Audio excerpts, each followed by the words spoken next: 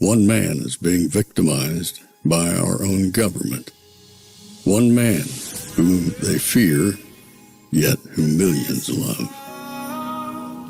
One man who is willing to take the poison arrows of lawfare. One man whose voice has been taken away by a corrupt judge operating in a corrupt system. One man who has been ridiculed and insulted. One man who refused to back down. One man who refused to back down. One man who refused to back down. One man who stands between us and them. One man that wants to see America protected again. One man who wants to see America prosper again. One man who understands that a man is a man and a woman is a woman. One man who understands and protects the blessing of life. One man who wants to restore American exceptionalism. One man who once again wants to make America that shining city on a hill for all to see. A place where all the people of the world glowingly set their eyes upon. America. One man who unashamedly wants to make America great again. That one man is Donald Trump.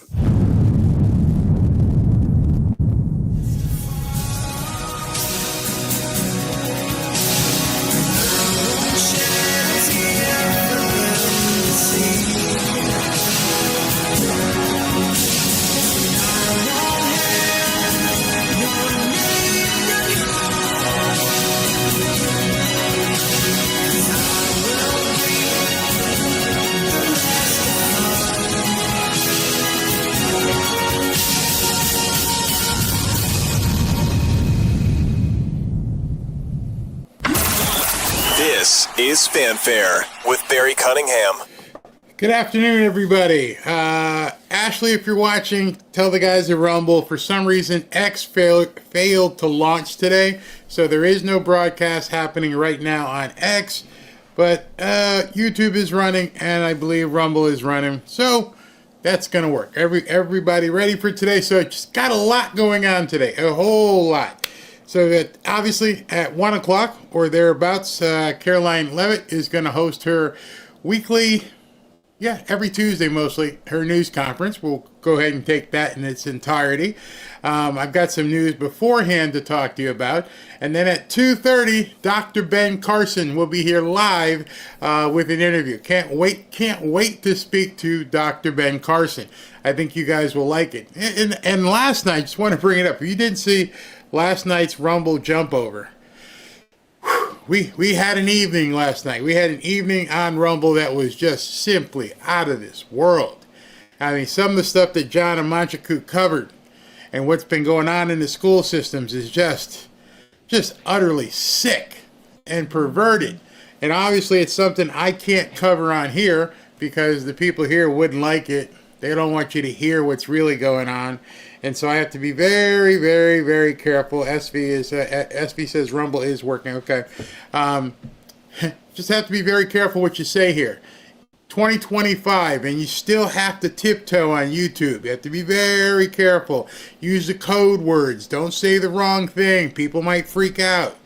So tonight, I've got probably one of those freak out shows coming as well, is because tonight we're going to be talking about some, how can we say it, removals, not of baby removal, but of the human kind, the newcomer kind, stuff that's been going on. So that's happening. So 1 o'clock, we've got Caroline Levitt. 2:30, we have Dr. Ben Carson. With all that being said, let's talk a little bit about what is obviously the biggest scandal in political history, possibly. It makes Watergate look like a high school dance. It is incredible what's being exposed And I think it's only made more incredible or more substantiated by the fact that the liberal media doesn't want to talk about it. No, in fact, the story broke today, or was it yesterday, and it was broke by a newspaper or website overseas, the Daily Mail, because here they don't want to talk about it. But it's happening. It is actually happening. Some of you guys may know what I'm talking about. Some of you are about to find out what I'm talking about. But it's starting to bubble up, and people are realizing, wow, this thing might actually be something. This might be bigger than, the Epstein stuff that he was doing in terms of overall for the nation. I don't know how they get away from this. I don't know how. I mean, as it seems right now, President Trump and his team are sinking their teeth into this. And if this goes where it could possibly go, man, I'll let you listen. Many legal experts are now suggesting the Autopen, a machine that signs documents on behalf of the president, requires at least 5 levels of approval: lawyers, policy advisors, and ultimately the president himself. But here's the problem. There's no record of that approval, not for some of Biden's most serious acts, like presidential pardons. So if you're one of the people who received a pardon, but there's no proof the president authorized it, are you actually pardoned? Legal scholars say there's only one way to find out. Take it to court. Indict someone who got one of those robotic signatures, and let the legal system decide if it holds up. Because if it doesn't, we may be looking at a crisis of legitimacy, where machines impersonate presidents and unelected staff wield the powers of the Constitution. The lack of transparency forces us to a chilling possibility that the Constitution was subverted by the Biden administration. And if that's true, it's a crime against every American. My friends, we are all anonymous. And to those hiding behind machines and signatures without souls, we see you. It is without question, and maybe even worse than Watergate in some ways, right, how powerful the presidency is and how presidents get surrounded by people who have a vested interest in keeping that president propped up. Joe Biden reviewed 1,538 clemency actions in one day. If the signings happened with each clemency action getting a 5-minute review, it would take 17 and a half days if working 8-hour days. Do you think that Dr. Jill Biden should also have to come in and testify about what she did or didn't do? Well, I hate the concept of it. It's the wife of a man who was going through a lot of problems, and everybody that dealt with him understood that. And I guess it came out during the debate loud and clear. That was the biggest signal of all. They have to do what's right.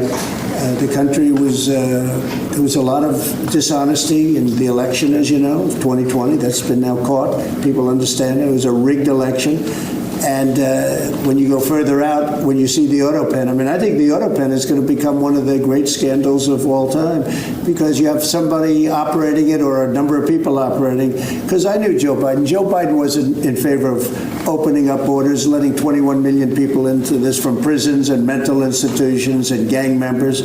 He wasn't into that at all.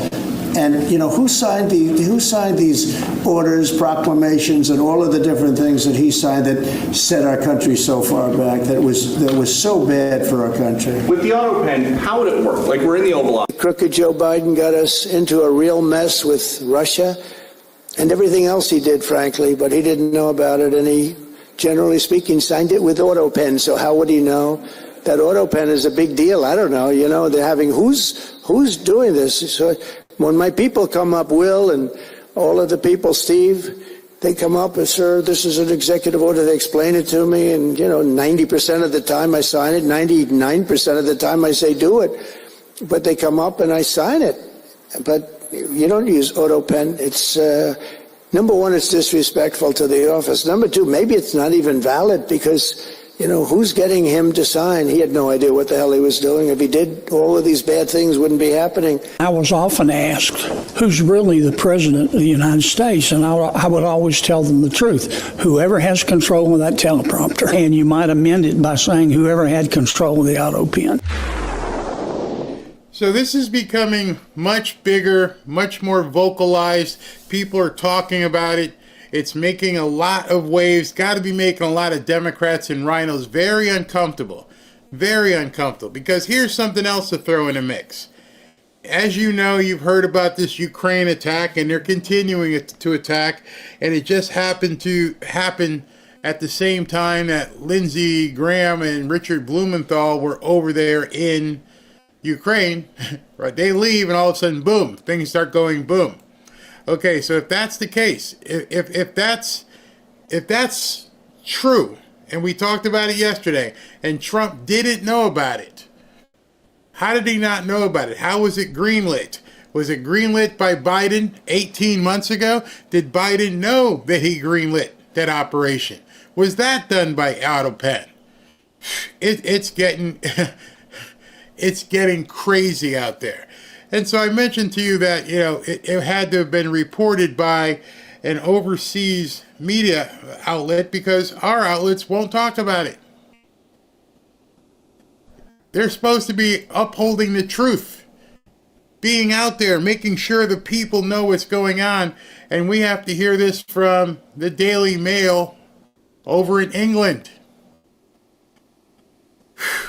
Trump admin opens bombshell investigation into aging Biden's final days in office and prolific use of the Autopen. This was published at 1:28 yesterday, or well, I'm not sure the time frame, but today, June 3rd at 1:28, which I don't know which time that is. Donald Trump has opened an investigation to whether Joe Biden was competent when he used an Autopen to issue lame duck pardons to family members and death row inmates. Ed Martin, which you're going to see in a second, Ed Martin, Trump's ultra mega pardon attorney, said the Justice Department has been directed to investigate clemency granted by Biden in the waning days of his presidency, including the December pardon of his troubled son, Hunter. And you can go through this article. It is a long article in terms of how it talks about the pardons and who they went to. But down here it says, and he's talking about the United States Constitution, the Constitution gives the president broad power to issue pardons to wipe away federal criminal convictions or commutations to modify sentences. However, there's nothing in that pardon law that says you can preemptively issue pardons, meaning nobody's been charged. What are you pardoning somebody on? They haven't been sentenced. There's not even been an arrest, and you're saying we're gonna pardon them before the arrest. I don't think you can do that. I'm not an attorney, but let's dig into that. Let's have the investigation. Let's find out what the courts come up with. It's going to be very hard for them to interpret that. Yeah, it's okay. You can pardon somebody before they even do anything. Or actually, they did it, but before they get charged. What kind of insanity is that? You broke the law, you robbed the bank, but you know what? I'm going to pardon you now before they come for you. Seriously? So you're trying to, and here's where it gets really, really interesting. You're trying to stop an investigation. You see, if there's a pardon in place, you're basically telling anybody coming behind you, don't waste your time investigating it because we've already pardoned him for that. Oh, you want to go look at Anthony Fauci and he did this and he did that? Don't waste your time. There's nothing you can do. He's already been pardoned. But we don't even know what we're going to find. Doesn't matter. Whatever you find, he's been given a get out of jail free card. I don't know how any lawyer, any constitutional scholar can interpret the statute written by the founders to encompass preemptive pardons. It's the precog from the Minority Report. I think they were going to commit a crime, or they may have committed a crime, and you don't know about it, but you know what? We're just going to give them all a get out of jail free card. Really? Liz Cheney, Adam Kinzinger, Adam Schiff, none of them have actually been charged, and as far as we know publicly, none of them have even been investigated. But now the Department of Justice under Pam Bondi and Ed Martin are going to have to investigate the pardons first. Another roadblock has been put in the way, which I think is what the Democrats intended all along. They probably know it's never going to stand up, but before you can get to the meat, you got to eat the vegetables. You're going to have to go through all this crap. You're going to have to unwind everything they did. How long will that take? Depositions, everything else. We're going to have to go through, figure out what is constitutional, go all the way to the Supreme Court. Tickety, tick, tick, tick, tick, tick. As I'm looking at this from the outside, I'm thinking, there's no way this could stand. And then at the same time, we don't have time to find out. Everything the Democrats have done thus far is appearing to be nothing more than speed bumps, huge speed bumps. And the more speed bumps they can put in place, the more it slows President Trump down. Eventually, when he gets past all the speed bumps and goes around and over, he might get to something, but maybe the clock ticks on 2026 and they change the House and whatever happens, you can't do it. That seems to me what they've done. That seems to me how they pushed all the chips in. They know this stuff doesn't hold any water. But again, here's another reason to go full Jacksonian on these people. How about we arrest you now, call it an insurrection, and then we'll figure out afterwards if it really was an insurrection. Why don't we play your game? Why don't we just go ahead and bring them all down to Gitmo and then let the clock run on them? Well, we might be wrong, but we'll see in a couple years to see if your defense allows you to get out. Why don't we do that instead? I am not at all a supporter or behind these stupid investigations of the investigation before you can have the investigation. Let's have the House hearing. Let's give me my 5 minutes of time that I'm going to keep reclaiming, which then I'll get your referral sometime, I don't know, in August or September. And then, by then you're probably going to go on another vacation and you're back in October. Oh, guess what? It's Thanksgiving. Sorry. Oh, guess what? It's Christmas. And it just goes on and on and on. There's no way our founding fathers expected things to go this way. They expected justice to be judiciously expeditious. Wow, I actually said that without being a tongue twister. They didn't expect that the Justice Department would act like a traffic cop and stop people from being held accountable. And that's what they're doing. It sounds great. Even Ed Martin. Yeah, now we're going to investigate. We're going to investigate the pardons. Okay. So what? Arrest first, investigate afterwards. Let them go on the defensive. Right now, the Trump administration is on the defensive. They're starting to win court cases. In fact, SV sent me this over. Where is this? He sent me this. Breaking, a federal judge has just dropped Gavin Newsom's lawsuit against President Trump over tariffs. Another W for Trump, another L for Newsom. Newsom wasn't interested in the W. That's what it wasn't about that. It was about, can we slow them down and can it make them focus on this? And then eventually it'll get thrown out of court. It's trash. That's the modus operandi right now. If I can recognize it, other people can recognize it. Which is why I steadfast hold that he's got to pull the pin. I could be wrong. You guys can say, hey, let's investigate and see where it goes. Let's go ahead and, investigate the investigators. And sometime in next January, by then, who knows what will happen.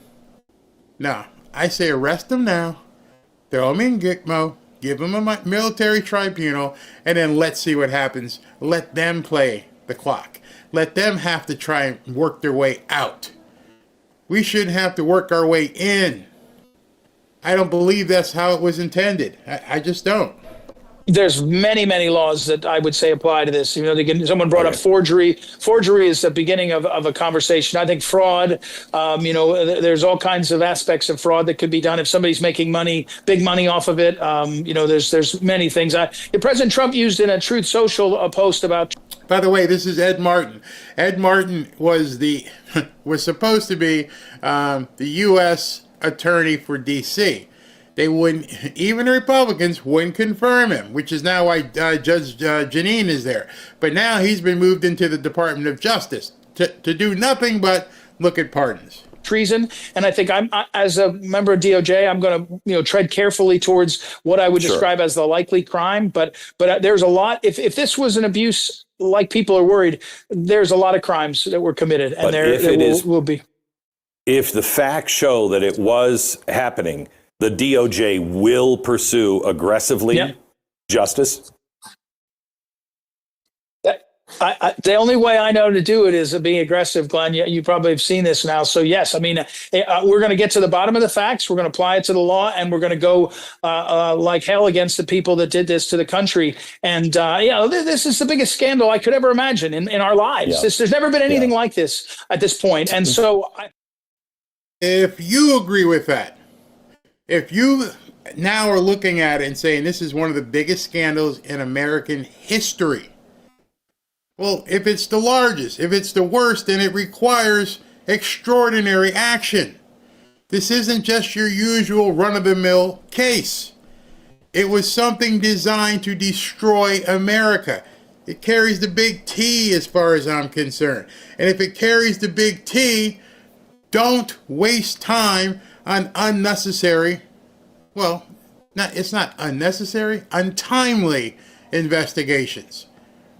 You'll have plenty of time for that. You just make sure your warrants are correct, and if he goes Jacksonian and puts him into a military tribunal, but this is idiotic.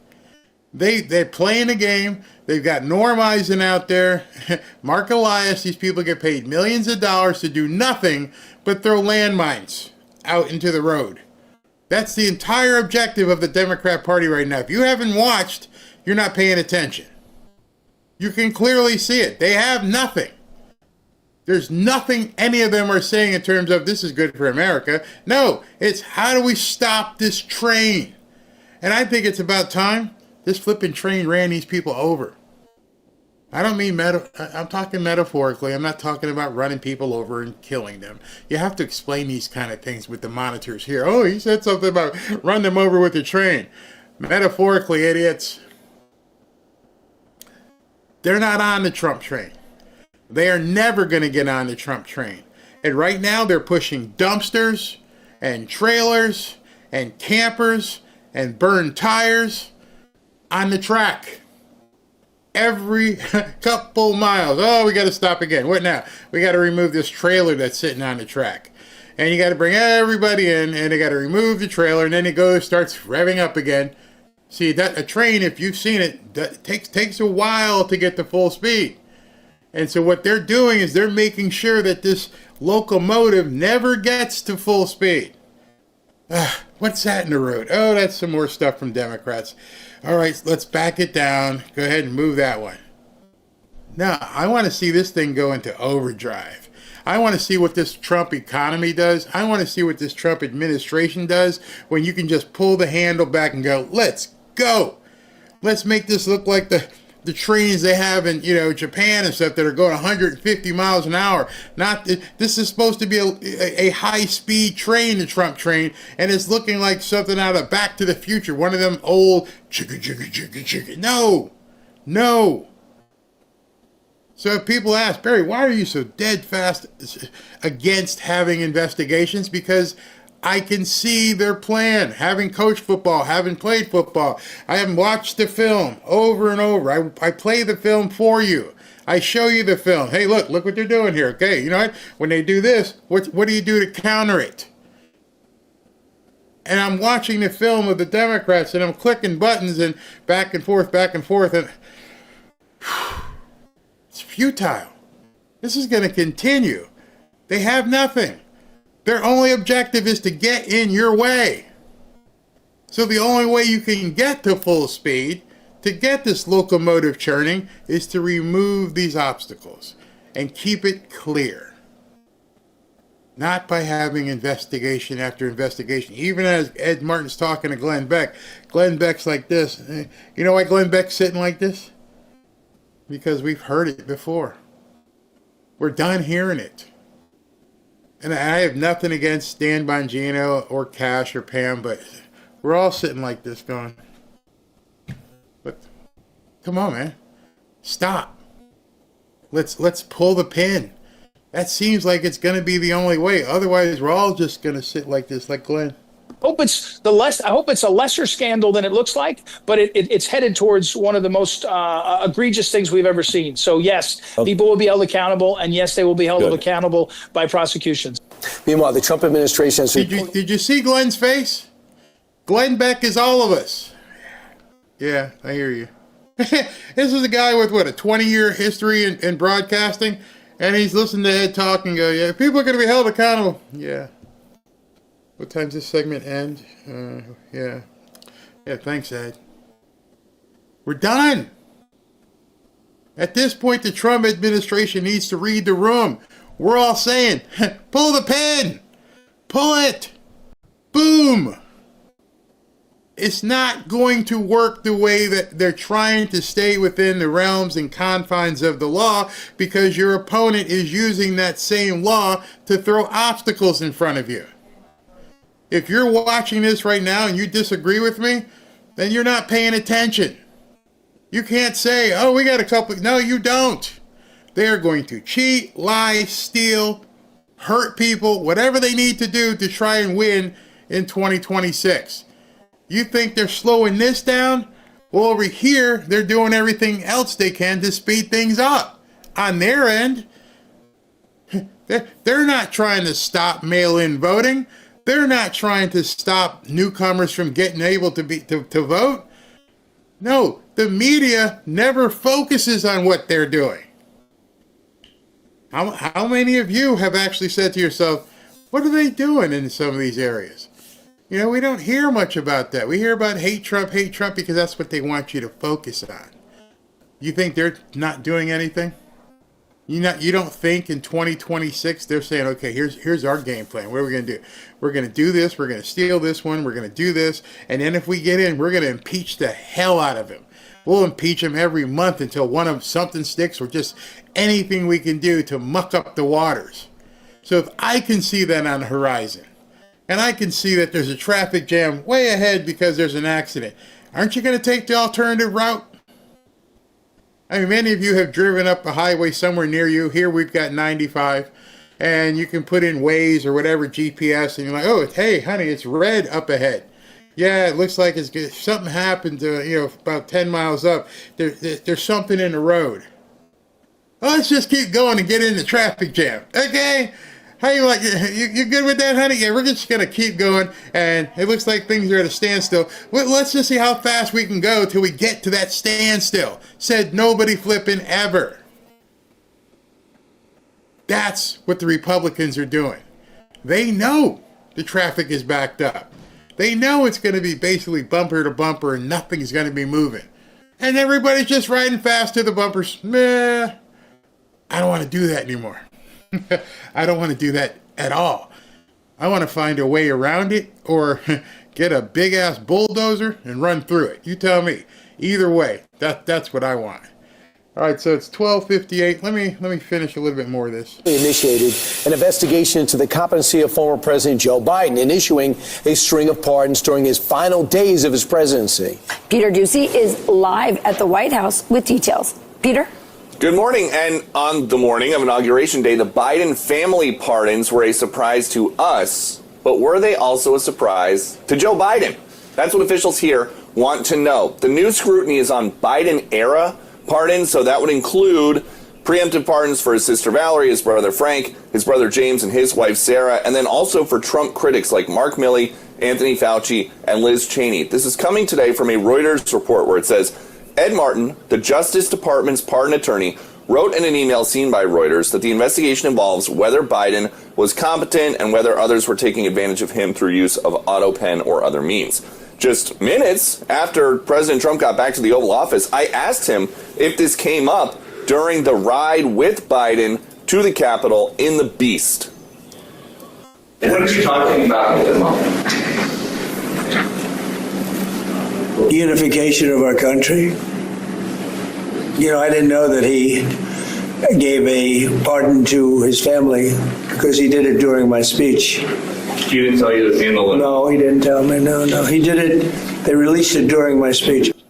And we're hoping to get details at some point this morning about which Justice Department officials are going to be looking into this, which laws they think might have been broken, and whether or not, if these pardons are found to be illegitimate somehow, the Justice Department wants to prosecute some Bidens. Back to Okay, so you can look into this all you want. This screen here is from the White House feed, so we'll all get to see. I'll leave it here so we can all see when exactly they start talking and when they go live, so we won't miss anything as I'm running my big mouth. That being said, one of the things that, as Peter Doocy just said there, which I'm sure Peter Doocy will have some stupid questions as in this press conference, is investigation.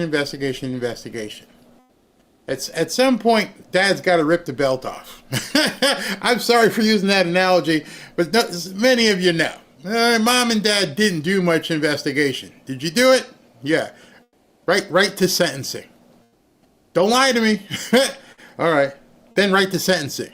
It wasn't like, hey, Mom, let's go ahead and check out things. Let's look at the tape at home. Let's try to figure out, let's bring in some witnesses. Let's talk to some people who knew if young little Barry did this. No, it was pretty quick. It probably took all of about 15 minutes. Scream at me, tell me they knew something that I knew that I did do, and then all of a sudden, off comes the belt. We're at the belt stage. You've got a bunch of insolent idiots running around masquerading as Democrats. They have nothing good for the country. And I think if you swallow that first, see, that's the first thing. I'm not talking about somebody who broke into my house.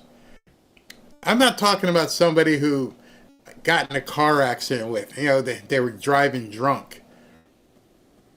I'm talking about people who architecturally put together a plan to destroy a country.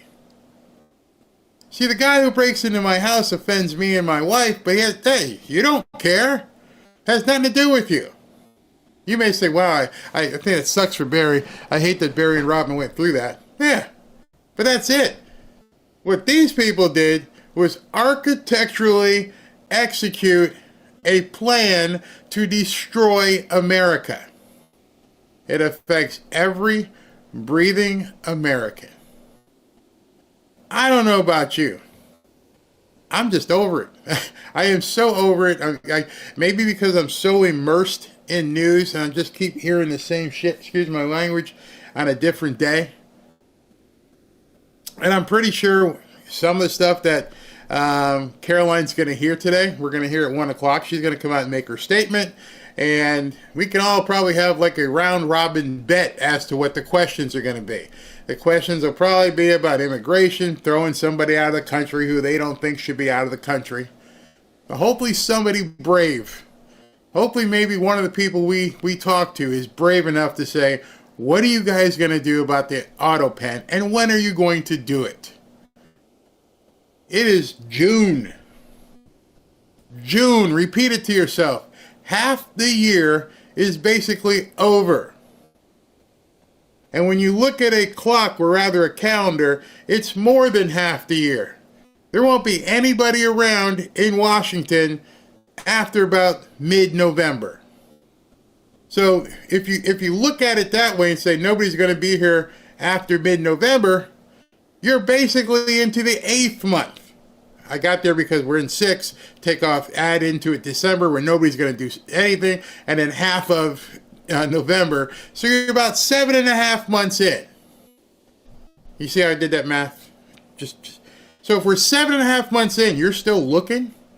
Hey, what should we do here? And I'm not making fun of anyone in government. I'm just saying at this point, you've got so many things. It's time to do something. And I watch these press conferences because I'm hoping just one time, really, really soon, that she comes out and she goes, we got a special guest today. And everybody's like, who? And it's President Trump. And he walks out and rips these people a new one. And he tells people, here's what we're going to do. this is what happened in Ukraine, this is what happened with the Autopen, and as of tomorrow, this is what we're doing about it. I'm praying that. Either that or one day, if you've noticed, okay, again, I just checked True Social, not a word, not one sentence about Ukraine. If you're like me, you check his schedule every single day. And every single day for the last 3 or 4 days, nothing. To the point where some people are like, oh, so who's running the White House? Making fun of it. And I'm thinking, this isn't the time you guys need to be laughing at him. If this man is quiet, shit's about to happen. And I'm sorry if that word bothers you, but he's not a quiet guy. What have you known in history for people to say, well, Donald Trump's he's a quiet man. Anything but. And then notice who the other people are you're not hearing much from. See, that's if I was an adversary of President Trump right now, I might have to strap on some extra Depends. This man has been. Check his schedule. Check his schedule. From a guy who we couldn't keep up with to a complete radio silence. Nothing. What does that tell you? Tells me something's about to happen. Tells me that maybe he found out he got screwed by Ukraine and that the deep state's been running some sort of op. Will any of these people ask? If I was in that hot seat, the very first question is like, my question would be what you just heard. Hello, Caroline. How you doing this morning? Hey, listen, I've been following Trump for 25, 30 years, been reading his books, watching his show. He doesn't come across as a very quiet person. What's going on? We haven't heard from him in 24 to 72 hours. Nothing. Not a peep. And answer that. Please answer that. Will any of these people have the balls to bring that up? I don't know. They're all in the White House. Their only job is to focus on what's happening there. If Monica was on today or Reagan, I'm like, hey, you guys seen this guy? Does he exist? Has he been put away for safety reasons? Is there something wrong we should know? See, there's a lot of questions here. A lot of questions we should be asking. But you got to ask the right questions. This guy has gone completely silent. Why? Where is he? Anybody seen him walking around the White House? Is he in a safe location? Hasn't been down here lately. Y'all up there, ask these questions. Seriously. Donald Trump is a nightmare man to his opponents. Yeah. Many of you probably have read Art of the Deal and watched his show. He's not a shut up type of guy. In fact, even when he was going through a trial, a criminal trial where they may have thrown his butt in jail, every single day just about when he left the courtroom, he'd stop and talk to people. And now you want us to believe that he's got nothing to say. Not on True Social, nothing. Ukraine's blowing up the world, trying to get us into World War III, and your president has nothing to say? Be worried. All right, here we go. Good afternoon, everybody. How are you? Good. It's good to see all of you. I want to start by addressing the horrific act of violence that took place on Sunday in Boulder, Colorado. President Trump and the entire administration's hearts go out to the victims, and they are in our prayers during this unimaginable time. According to reporting from Fox News, the alleged attacker admitted in an interview that he wanted to kill all Zionist people and had been planning the attack for over a year and would do it again if he could. This monster used a makeshift flamethrower and Molotov cocktails to light Jewish Americans on fire in an attempt to burn them alive. The victims at the incident location in Boulder were there to rally in support of Israeli hostages who remain in Hamas captivity. 12 were injured, including a Holocaust survivor. This is pure evil. The Department of Justice has already filed federal hate crime charges against the alleged perpetrator, and he will be held accountable to the fullest extent of the law. This tragedy is a sobering reminder of the consequences of the Biden administration's failed policies. According to the Department of Homeland Security, the Boulder suspect is an Egyptian national who is in the United States illegally. He entered the U.S. during the Biden administration in August 2022 on a B-2 visa until it expired. Upon the visa expiration, he overstayed, filed an asylum claim, and was given a work authorization by the Biden administration. Instead of deporting this heinous individual, Joe Biden's administration allowed him to stay in our country and to work. President Trump sounded the alarm over these reckless Biden policies for years because this is the predictable result of letting anti-American radicals and illegal immigrants pour into our country. Immigration security is national security. And that's why the Trump administration, at the direction of our great president, has secured our border, strengthened our immigration system, and has taken immediate steps to protect the United States from foreign terrorists and other public safety threats. President Trump acted swiftly upon taking office to reform our visa issuance process to ensure that dangerous aliens who are intent on harming Americans or our national security interests are no longer admitted into our country. Under the Trump administration, aliens will only be admitted into the United States through the legal process and only if they do not bear hostile attitudes towards our citizens, our culture, our government, our institutions, or most importantly, our founding principles. Under President Trump, the United States has zero tolerance for foreign visitors who support terrorism. Violators of U.S. law, including international students, will continue to face visa denial or revocation and deportation. And illegal alien criminals will continue to be arrested and deported from our country. On that note, ICE and federal law enforcement partners just wrapped up a month-long surge operation arresting nearly 1,500 illegal aliens in the Commonwealth of Massachusetts. During the enhanced operation, dubbed Operation Patriot, ICE Boston and other federal law enforcement personnel focused on transnational organized crime, gangs, and dangerous illegal alien offenders throughout Mass. More than half of the nearly 1,500 illegals arrested had significant criminal convictions or charges pending against them. Here are just some of the violent illegal aliens who were removed from communities in Massachusetts during Operation Patriot. A Salvadorian national with active Interpol red notice for aggravated homicide. A Guatemalan national and registered sex offender who had pending criminal charges in Boston for 5 counts of indecent assault and battery on a person 14 or over. A Honduran national who was last arrested for rape, indecent assault, and battery of a person 14 or over. A Colombian national charged with kidnapping, aggravated rape, and indecent assault and battery on a person 14 or over. And a Guatemalan national who was convicted of murder in Boston. Also, a Brazilian national who was charged with aggravated rape of a child by force and possession of child pornography. Again, these are people who were living in the Commonwealth of Massachusetts. And lastly, a Salvadorian national whose criminal history includes charges of aggravated rape of a child by force. I don't think anybody in this room wants these types of heinous criminals in your communities. And it's thanks to this administration that they are being removed from our country. When Democrat-run jurisdictions released violent illegal alien criminals back into communities after making arrests instead of turning them over to federal immigration enforcement like they should, those Democrats are putting law-abiding Americans at risk. And these insane policies force law enforcement officials to make much more difficult arrests that put their lives, our law enforcement lives, in jeopardy.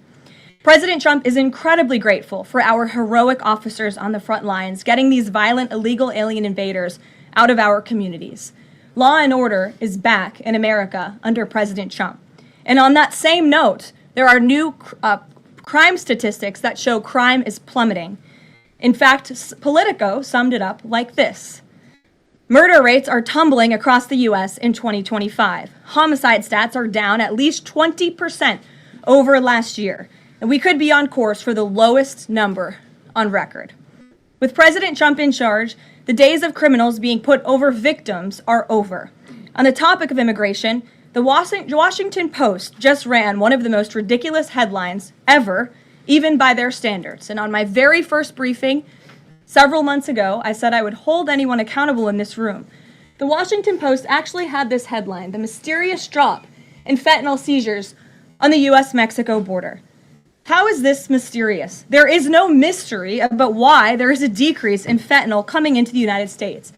This administration's strong border policies are the reason there has been a decrease in fentanyl trafficking. His strengthened relationship with Mexican President Sheinbaum and all of the measures he has been taking to deter illegal human and drug trafficking at our United States southern border is the reason for plummeting fentanyl seizures at the U.S. border. There is nothing mysterious about that, and we'd like to see the Washington Post update their headline accordingly. This is clearly trying to intentionally manipulate the minds of Americans, and I think the American people understand why there's been a fentanyl drop. In our office responded to this inquiry. We provided a whole host of the reasons that fentanyl seizures at the southern border have dropped, and the Washington Post refused to run them, and that's despicable. In other news, positive economic reports continue to flood in. Inflation dropped to 2.1% in April. Personal income increased 0.8% in April. So inflation is down and wages are up. That's almost triple the expectations and against the doubts of nearly everyone in this room. And we also saw the largest monthly decline in the trade deficit on record as a result of President Trump's very powerful tariffs. Lastly, the price of eggs has dropped more than 61% since President Trump took office in January. I remember my very first briefing, I was asked about the cost of eggs. The reporter tried to insinuate it was this administration's fault, even though he had only been here for a few days or weeks. It was a result of the previous administration's terrible policies, and in record time, this president has fixed that problem that he inherited from Joe Biden, and now egg prices have dropped 61% since this president took office. There's a lot of good news, and I'm sure you have a lot of questions, so let's get to them. We have just the news in our new media seat today. Amanda Head, thank you for being with us. Why don't you kick us off? Sure, thank you so much.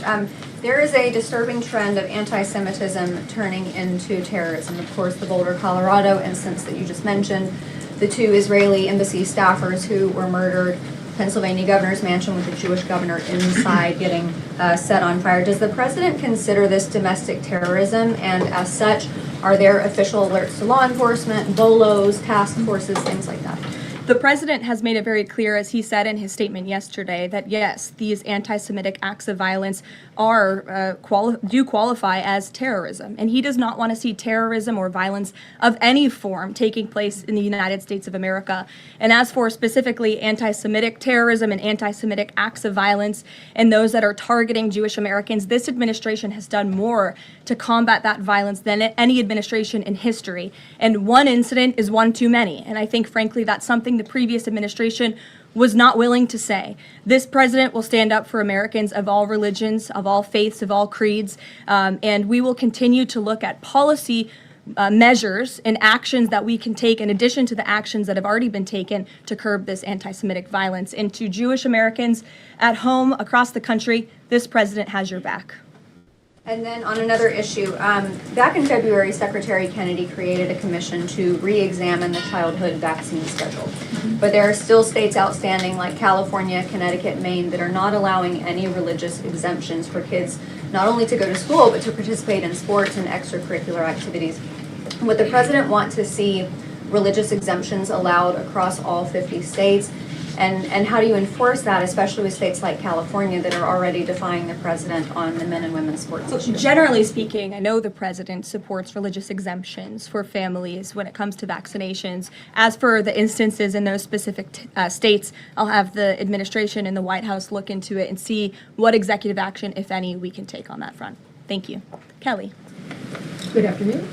We're now in hurricane season, and obviously there is great concern every year about the potential for that. Can you speak to how the president is planning to have the level of support, should it be needed, to be as it has been with a reduction in the workforce? And is he still comfortable with Administrator Richardson, who had talked, whether joking or not, about not being aware of a hurricane season for this country? What is the president's level of briefings on what may be required? If you could give us kind of an overall update on that. Sure. Well, of course, we know that we are into hurricane season now, and I know FEMA is taking this seriously, contrary to some of the reporting we have seen based on jokes that were made and leaks from meetings. But Secretary Kristi Noem and the FEMA leadership are all over this. They are committed to ensuring that federal resources and tax dollars are there for Americans in need, and the president continues to review requests for emergency aid and carefully considering them. However, this president has made it clear we're not going to enable states to make bad decisions with federal tax dollars and then have the federal government later have to bail these states out. We want to see states be responsible with their tax dollars to do as much as they possibly can, and then the president will deeply and thoughtfully consider any requests for federal aid that come to his desk. And I think some of the media reporting we've seen on this is frankly sloppy and irresponsible. There are serious people who are taking this issue seriously, starting with the president himself, who, as you know, on his first domestic trip back in office, visited both North Carolina and California, both of which were, of course, hit by natural disasters when he wasn't even president, but he took ownership of that and visited those places and those people immediately. Is it Brian? about hurricane season appropriate, though, now that this is serious business, as you talked about? It's serious business, Kelly, and I'm not going to engage in such fodder with a question like that. Brian? Thank you, Caroline. Reuters was reporting that there's a letter that is meant to be sent to other countries, which would give these countries a deadline of Wednesday to produce their best offer on the trade matter. Why does the administration feel the need to send this letter? And I have one more follow-up on trade. Sure, I can confirm the merits and the content of the letter. USTR sent this letter to all of our trading partners just to give them a friendly reminder that the deadline is coming up. And they are in talks. Ambassador Greer, Secretary Bessent, Secretary Lutnick are in talks with many of our key trading partners around the globe. As you know, Brian, I know the Wall Street Journal has covered this quite heavily. And they continue to be engaged in those discussions. And this letter was simply to remind these countries that the deadline is approaching and the president expects good deals, and we are on track for that, I will emphasize. On the trade side, though, when the deal with the United Kingdom, there was this idea of a reprieve on the auto tariffs. Is the president looking to do another similar deal on the sector-by-sector reduction in tariffs, or is this more going to be deals related to the reciprocal tariffs that were announced months ago? Well, as I've said previously from the podium, and the president has discussed as well, each country has unique advantages, unique challenges to it based on their markets and what they export to us and what we export to them. And so that's why the president smartly advised his trade team to engage in tailor-made deal-making. And we saw that with the United Kingdom, and we will see that with other countries as well. Does the president support the Senate moving forward with a bill imposing heavy sanctions on Russia? Look, the president has spoken about his position on sanctions on Russia. He has smartly kept this as a tool in his toolbox if necessary. But I think the Senate and everyone on Capitol Hill respects the president is the commander-in-chief for a reason. And as you know, Russia and Ukraine engaged in direct talks yesterday. That was at the encouragement of this president when he spoke to both leaders of both countries via phone just a couple of weeks ago. And so I would just like to remind everybody how far we have come in just 4 months. I mean, it was inconceivable last year at this time for Russia and Ukraine to be engaged in direct talks. And it's because of the president's insistence and determination to get this war to an end that these countries sat down yesterday. So he's willing to use sanctions if he needs them, and the Senate and the Capitol Hill understand that the president is the commander-in-chief and he's leading United States foreign policy as he should. And on Iran, the president said that the U.S. would not allow for any uranium enrichment, but the proposal offered to the Iranians reportedly allows for low levels of enrichment. Can you explain that discrepancy? I'm not going to comment on alleged details of the report. We're not going to negotiate through the media out of respect for these ongoing discussions and negotiations that Special Envoy Witkoff is leading. The president made his position very clear on Truth Social last night. In fact, it couldn't be any more clear, and I would reiterate that's his position. Special Envoy Witkoff sent a very detailed and acceptable proposal to the Iranian regime that the president hopes they will accept, and if not, they will face grave consequences, as the president himself has reiterated. Sure. Thanks, a couple of things, if I may. Firstly, can you confirm whether or not President Trump is going to be going to the NATO summit in The Hague later this month? I can confirm he will be going to the NATO summit, yes. Great, thanks. And another question on the Netherlands, in fact. Just wondering if you have any reaction to the collapse of the Dutch government there after the anti-EU and anti-Islam leader Geert Wilders, who's been described as a Dutch Trump, pulled out of the government there. I don't have a comment on that, but certainly we should and we will get you one, okay? Thanks. You're welcome. Brett. Thanks, Caroline. I wanted to ask, a couple days ago, the president announced that he was withdrawing the nomination of Jared Isaacman to lead NASA. citing a thorough review of prior associations. I wondered, why did this review happen just now after the nominee was so far into the process? And can you explain the president's thinking on who he might choose? Look, the president reserves the right to nominate individuals to key administration posts. He also reserves the right to remove those individuals if he chooses, just like he reserves the right to fire anybody in the executive branch that he wants. And so a new replacement for NASA will be announced very soon, as the president himself said. Was there something in particular that came up that caused the president concern with this nomination? The president wants to ensure that all of his nominees are aligned fully with the America First mission of this administration. And again, he will be announcing a replacement very soon. Andrew, go ahead. Thank you, Caroline. You're welcome. It's been just about a month since President and Prime Minister Starmer announced... I can't see you all the way back there. Phil's head is in the way. There you go. So it's been just about a month since Prime Minister Starmer and President Trump announced that the U.S. and U.K. had reached a trade deal, That's right. or at least a framework for a deal. Now there are at least some conservative MPs in London who are complaining that Parliament has not yet seen the text of any deal.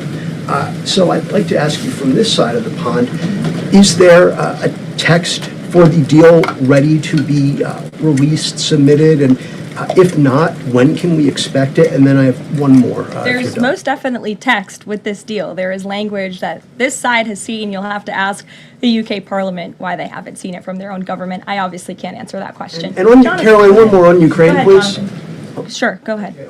On Ukraine, it's been a couple of days since Ukraine made that audacious drone strike on Russian airfields. The president hasn't said a word about it, and usually he's not shy about making his thoughts known on the war. Well, it's not bad. On the war or any other subject. What have you heard from him on this audacious drone strike? Is he surprised? He said that Zelensky didn't have the cards when they met in the Oval Office a few months back. Does Zelensky possibly have some cards that the president hadn't known about? Look, the president's thinking on the Russia-Ukraine war as it stands, I spoke to him about it just this morning, is he remains positive at the progress that we've seen. Again, he urged both leaders to sit down and talk directly with one another, and they did that. Russia handed over a memorandum of peace, or a peace plan, or a suggestion of one, I understand, to the Ukrainian side. They also agreed upon the exchange of prisoners or hostages from each other's countries. So he remains positive about the progress that we're seeing, but he also is a realist, and he realizes these are two countries that are at war and have been for a long time because of his predecessor's weakness and incompetence. So he's working hard to solve this conflict, and that's where his mind is right now on it. Jonathan, go ahead. Thank you. Same topic, just to put a finer point on it. Does President Trump approve of Ukraine's decision to strike nuclear-capable bombers in Russia? I would like to let the president speak on that himself. And just to follow up, has the president... I would just add to that, the president does not want to see this war prolonged. He wants the fighting to stop, he wants people to stop dying, and he wants this to be solved at the negotiating table. The reason he is so deeply involved and has spent so much time and effort on this war is because he hates to see people dying. Again, these are not Americans that are being killed. These are Russians and these are Ukrainians. This is a war very far away. But this president truly cares about peace, and that's what he wants to see. What is President Trump doing to ensure that a similar internal drone attack doesn't happen here in the US, given this was done at pretty low cost, very stealthily? You know, it obviously raises questions about our own security, particularly for US aircraft here. It absolutely does, and that's why the president nominated Secretary Hegseth and has approved some of the changes that have been made at the Pentagon to ensure that we have the most lethal fighting force in the world, and that the United States military is the best, the biggest. That's why he wants the One Big Beautiful Bill to be passed, because it increases our defense spending. It's why he also launched the announcement of the Golden Dome to prevent from missile strikes and attacks in the future. And the president has a full understanding, I can tell you because I've spoken to him about it, about the future of warfare and how drones are a big part of that. And I will not get ahead of our policy team, but I think you can expect to see some executive action on that front in the very near future. Caitlin. Two questions for you as well. On the Big Beautiful Bill, you said recently that it is, quote, blatantly wrong to say that it adds to the deficit. You essentially said that an estimate from the Congressional Budget Office and other scorekeepers you believe are wrong. But Republicans like Ron Johnson and Rand Paul disagree. They are saying that it will add to the deficit. That is their concern. Is the White House's position that those two Republican senators are, quote, blatantly wrong? It is. Those senators, it's not news that they disagree with this president on policy, and the president has vocally called them out for it and for their not having their facts together. I would add the Congressional Budget Office has been historically wrong. In fact, they predicted the Trump tax cuts from the president's first term in 2017. Their prediction was wrong by $500 billion. Those tax cuts had nearly $500 billion more of revenue than the Congressional Budget Office scored. And I would also point out, I don't think many people know this, there hasn't been a single staffer in the entire Congressional Budget Office that has contributed to a Republican since the year 2000. But guess what? There have been many staffers within the Congressional Budget Office who have contributed to Democrat candidates and politicians every single cycle since. So unfortunately, this is an institution in our country that has become partisan and political, and we are very confident in our own economic analyses of this bill. There is $1.6 trillion in savings, and our Office of Management and Budget Director, Russ Vought, is a fiscal hawk. He is well known in this city for being a well-respected fiscal hawk. He has tools at his disposal to produce even more savings. And as you know, the White House will be sending our rescissions package to Capitol Hill today. And on immigration, the other day that the Homeland Security Secretary said, and I'm quoting her now, that an illegal alien threatened to assassinate President Trump and highlighted his arrest. A man has now admitted to framing him, saying that he wrote the letter that the DHS Secretary Kristi Noem posted online. Last I checked before I came into the room, that post was still up from DHS. Does the White House expect them to issue a clarification or a correction on that We front? can ask the Department of Homeland Security and get back to you. Jeff. Caroline, is the United States putting pressure on China to release its hold on rare earths that are hurting car companies and technology companies now that require that for their products? And is that pressure working? Well, I can assure you that the administration is actively monitoring China's compliance with the Geneva Trade Agreement. I know the United States, on our end, we have complied with the terms that we set, and our administration officials continue to be engaged in correspondence with their Chinese counterparts. And as you all know, and I know there's a lot of interest in it, there will be a leader-to-leader talk very soon. And when that happens, as always, we will let you know. Also in Asia, does the White House have a reaction to the results of the election in South Korea? Yes, we do. In fact, let me find it here for you. Should be somewhere in here. Thank you. We do not, but I will get you on, Jeff. Go ahead. Thanks, Caroline. Two questions on trade. Is this letter that was sent to trading partners a sign that the president isn't satisfied with the pace of these negotiations? Is he trying to light a fire under these talks now?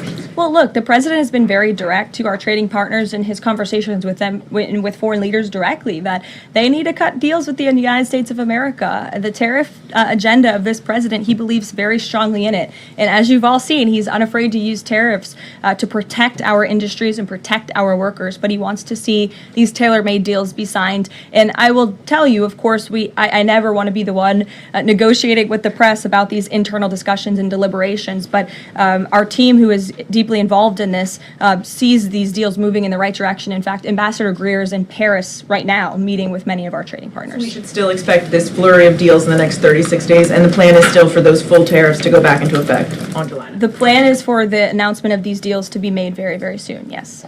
Sure. Thank you, Caroline. You're welcome. So Governor Whitmer confirmed that she spoke with President Trump about the possibility of pardoning the plotters against her, the kidnapping case.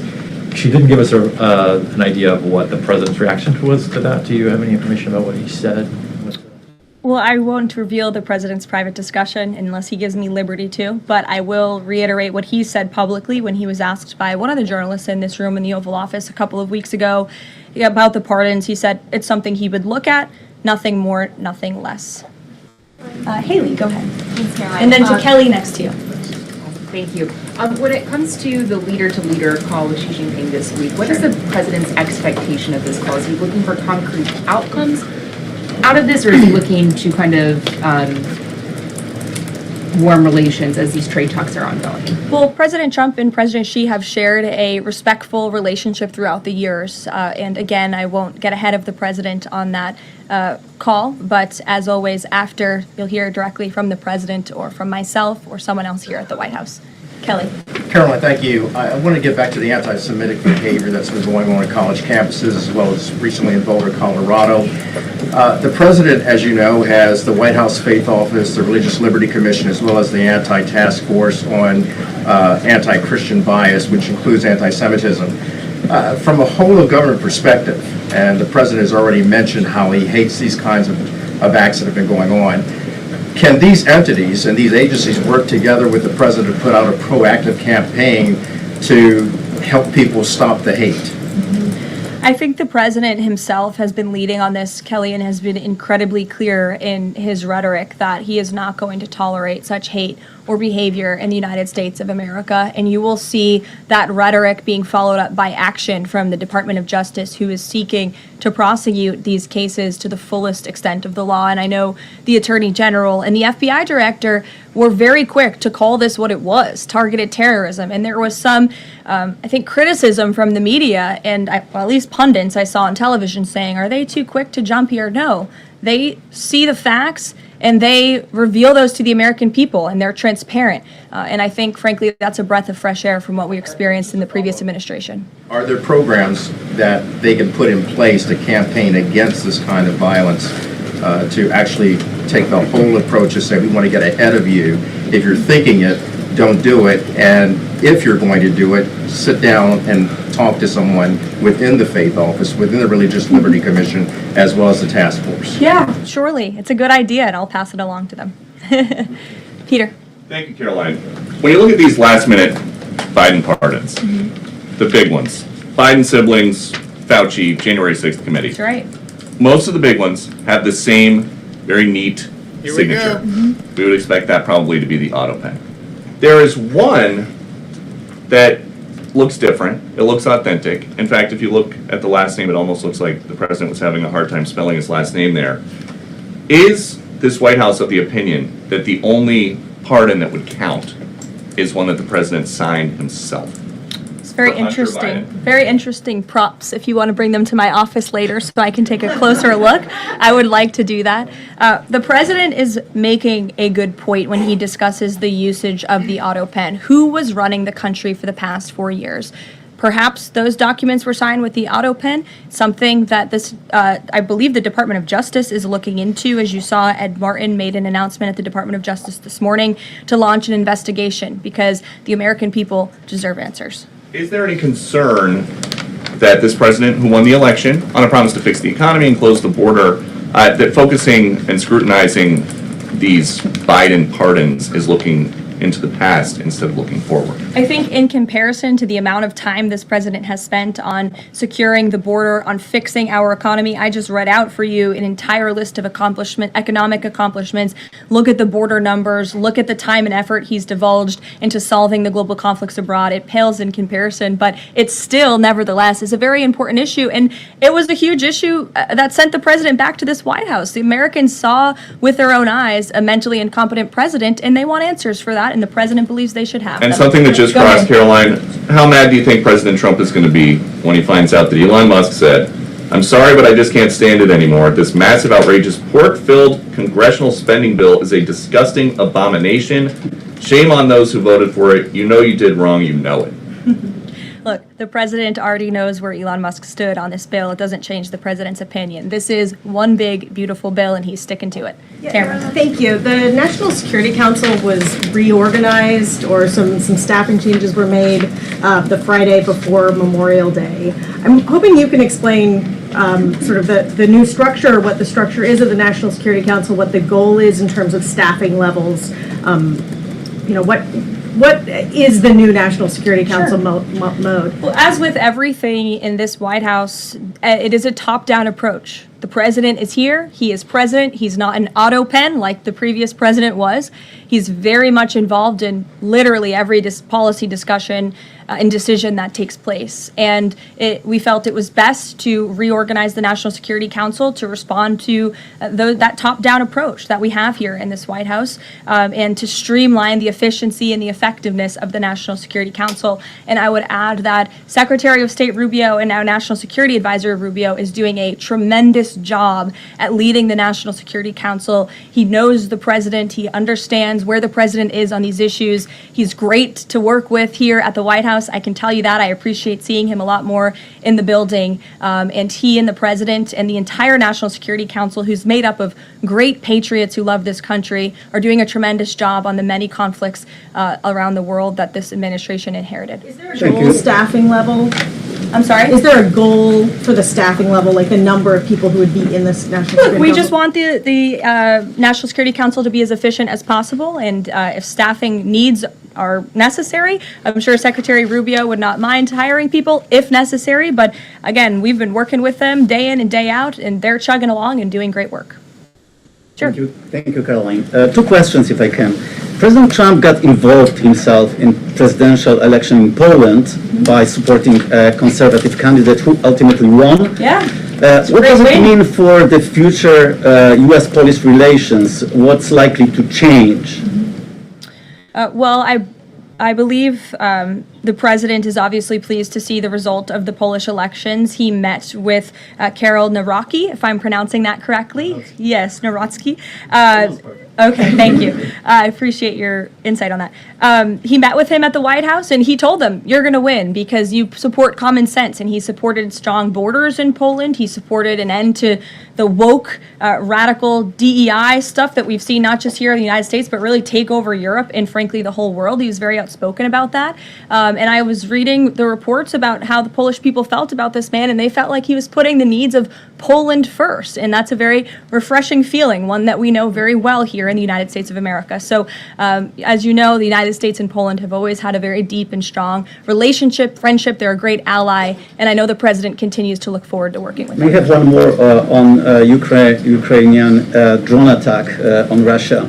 Was President Trump informed in advance by Ukraine that the attack is coming? He was not.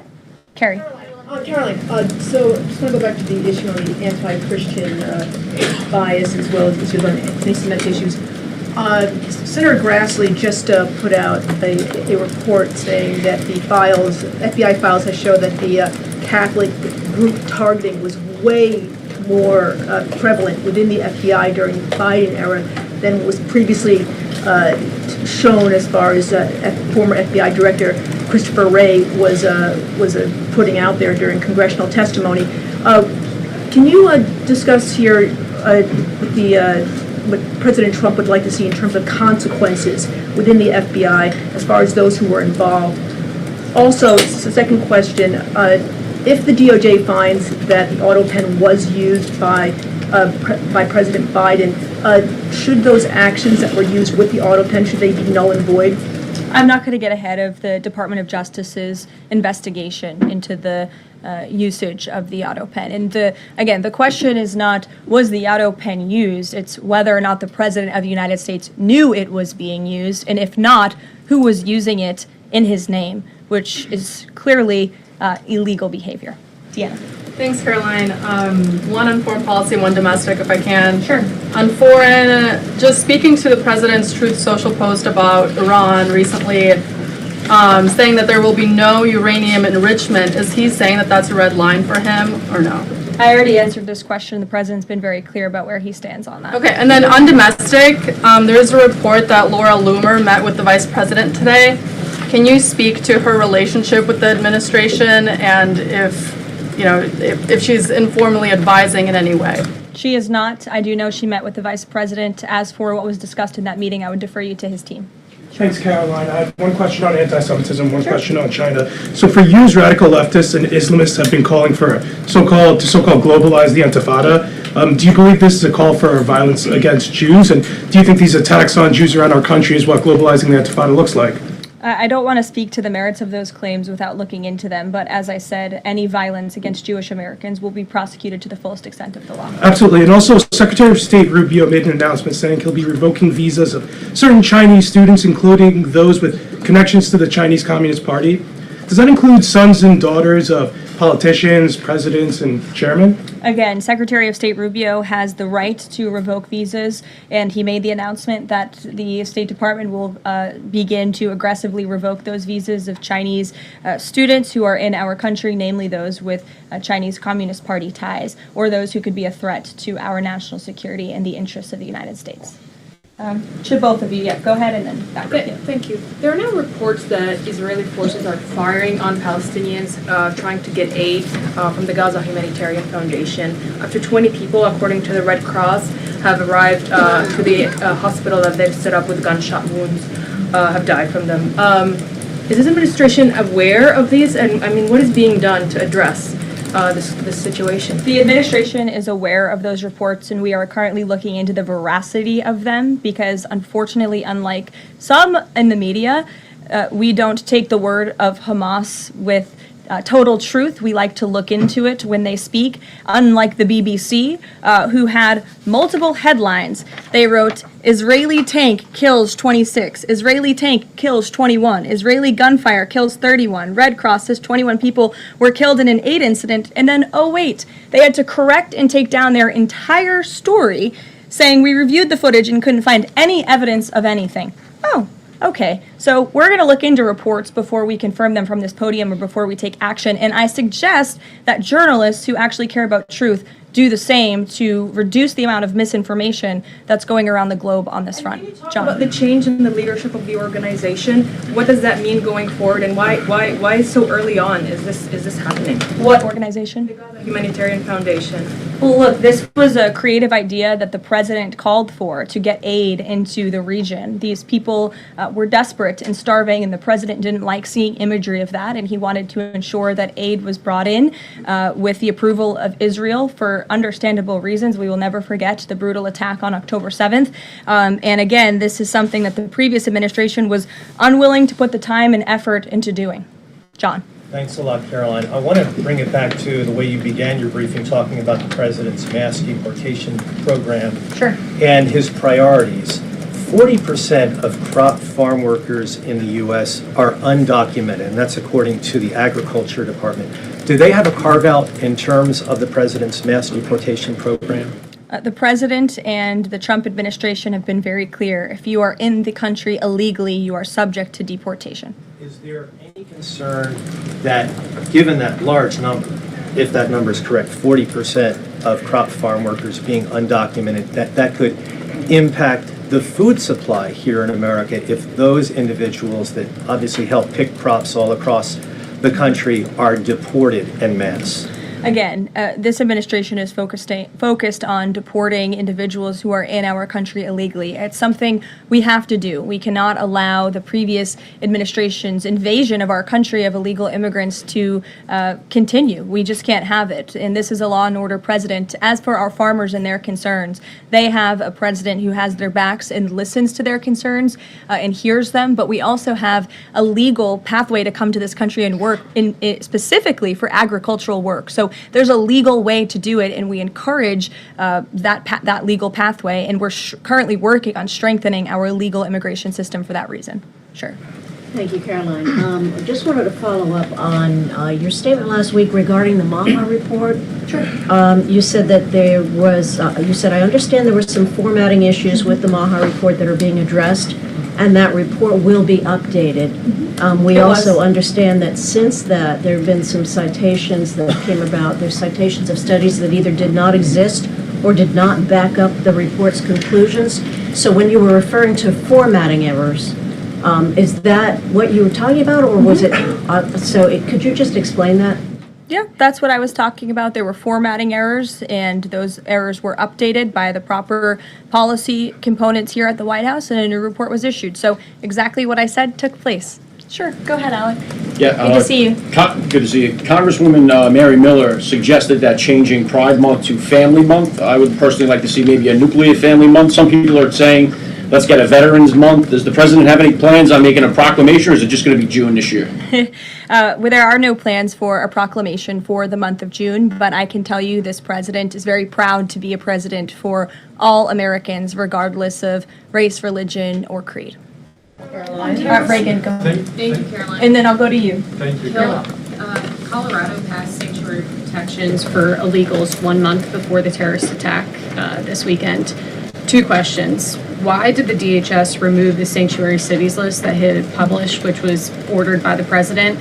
And then what is the administration going to do to further crack down on sanctuary jurisdictions to prevent attacks like what happened in Colorado? Sure. The Department of Homeland Security will be issuing a new list of sanctuary cities, an accurate list of sanctuary cities. As for what we're doing to crack down, the president has signed various executive orders and has directed the Attorney General to prosecute federal, state and local officials who are not complying with federal immigration authorities and, most importantly, federal immigration law.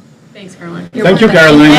Oh, yeah, Caroline. Thank you very much. Go ahead. So, does the president take calls from foreign leaders on the tariffs on steel and aluminum? Does he still intend to double them tomorrow morning?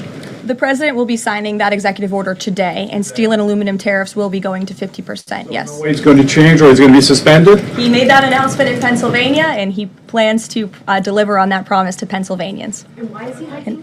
And Ed, go ahead. I can answer that, but go ahead, Ed. Oh, yes. Thank you, Caroline. So a Chinese Foreign Ministry spokesperson today said that the U.S. imposed harmful measures like new chip controls and pledging to revoke Chinese student visas. So are the Chinese the victims in this trade back and forth? Look, I don't think anyone is the victim. These are two strong countries, and as I said, the president has a good relationship with China's president and leader, and that discussion will take place later this week. And what other authorities is the president looking at for tariffs should the decision in the appeals court not go his direction? Well, right now, his tariffs remain in effect. We spoke at length in my briefing last week about that decision that came down from the International Trade Court, which has been put on pause because the president absolutely does have the authority to implement tariffs and to declare a national emergency for our crippling trade deficit. He could always have the power to use Section 202 or Section 301 as well to impose tariffs if he deems necessary, especially Section 202 tariffs, which are sectoral, as you know, to protect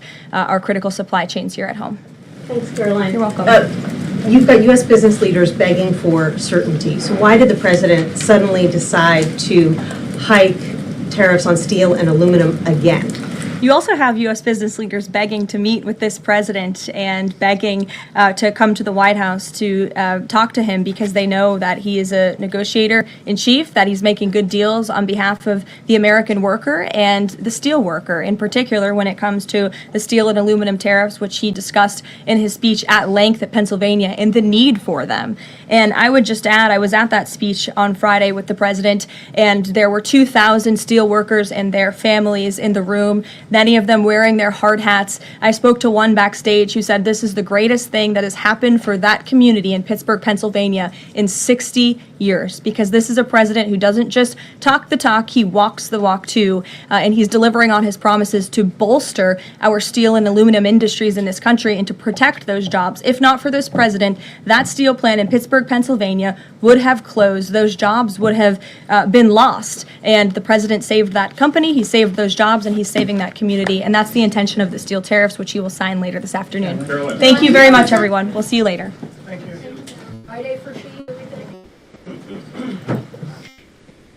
Okay, so that was her press conference today. She went a little bit long, almost an hour and like 48 minutes as she went through these questions.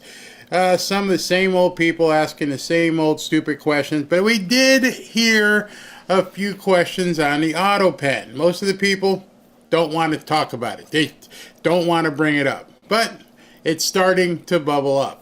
The other thing that she confirmed, first time I think it's actually been confirmed in public, is that President Trump did not know anything about the strike that Ukraine did to Russia. That's a very big confirmation. You would think that the leader of the free world would know if Ukraine was going to strike Russia. So you could read between the lines on that one. The fact that the President of the United States was not told anything about it, yeah, something big is about to happen. So I want to show you guys something. Let me bring this up before Dr. Carson comes on. Let me try to find which window I should bring this up in. Okay, we're going to use this window. All right, so what I want to show you is what's going on in the markets at this point, right? So let me go here. That's the first thing we want to look at. First thing is everything's green. Dow's up 234, S&P is up 40, NASDAQ is up 199. Everybody is in the green right now. But if you look at the ticker across the top, it says Musk torches Trump budget bill. Disgusting abomination. That's some very, very, very strong words. And Peter Doocy brought it up during the actual press conference. I'm going to come back to that in a second. And then I want to show you some of the leading stories right now. Job openings showed surprising increase to 7.4 million in April. So as of right now, across the country, there are 7.4 million job openings. Make note of that. 7.4 million job openings. I'm going to come back to that in a second. And this is about Musk torching the bill. This is Rand Paul slamming things, and this stock powering AI. Different kind of different headlines in terms of financial. I think it's important for people to at least, even if you're not investing, at least glance at what's happening in the financial markets. And so you saw two big stories there. One, Elon Musk is pissed off. And the other one is that there are 7.4 million job openings. So I want you to remember that as you read this next thing, okay? Most able-bodied welfare recipients aren't working. 62% of able-bodied Medicaid recipients and 74% of food stamp recipients, the EBT, aren't working. Not talking about sick people, not talking about people who have mental issues. 7.4 million job openings, 7.4 million job openings, and 74% of the people on food stamps, able-bodied, just choosing not to work. Anything wrong with that? Do you guys see what the problem is here? And here's a chart. Most able-bodied adults do not work at all, 62%. And this is the work status among childless adult food stamp enrollees without any disabilities between the ages of 18 and 52. 74% not working. 23% working part-time, and only 3% of basically welfare recipients, 3% are working. The rest of them, they're taking your money. So why is it that we are funding a nation of bonbon eaters who don't want to do anything? Why are the Democrats so against having a work requirement? It's not like people can't find work. There's 7.4 million job openings. And 74% of people on food stamps, it's not for me. This work thing, I'm not about it. And this isn't people, again, no disabilities and no children. So this isn't a mom with 3 kids. No, we're just talking about that segment of the society. 74% of them choose food stamps. And the Democrats have no problem sucking it off of you. Make you pay for these people who are making a cognitive choice not to work, not to be contributing members of society. That is a bitter, bitter, bitter, bitter pill to swallow for me. And I got no time for it. That's who the Democrats are selling. Those are the people, these idiots. This is who the Democrats want to vote for them. You don't have to work. You're going to give you your EBT card. You're going to get your bus pass. You're going to get free medical insurance. You're going to get free internet. You're going to get a free Obama phone. There's no such thing as free. You are paying for it, and I'm paying for it. And they don't even say thank you. They just expect you to keep paying over and over and over again. All right, so that being said, this is what Elon posted. I'm sorry, but I just can't stand it anymore. This massive, outrageous, pork-filled congressional spending bill is a disgusting abomination. Shame on those who voted for it. You know you did wrong. You know it. So before commenting on that, I want to ask you a real question that I want you to sit back and think. Think hard about what I'm about to ask you. Do you think he posted that without talking to President Trump? Because now I just threw a question at you like, whoa. You know, he's the first bro. The first bro and the president are really tight. They fly around everywhere. Donald Trump gave him a key to the country, basically. He loves him some Elon. Why would Elon then post this on X? It's a disgusting abomination. See, that's the question you have to ask. Not so much of, hey, Elon's going after Trump. What is the chess match we're seeing at this point? Because now I think it just got up to another level.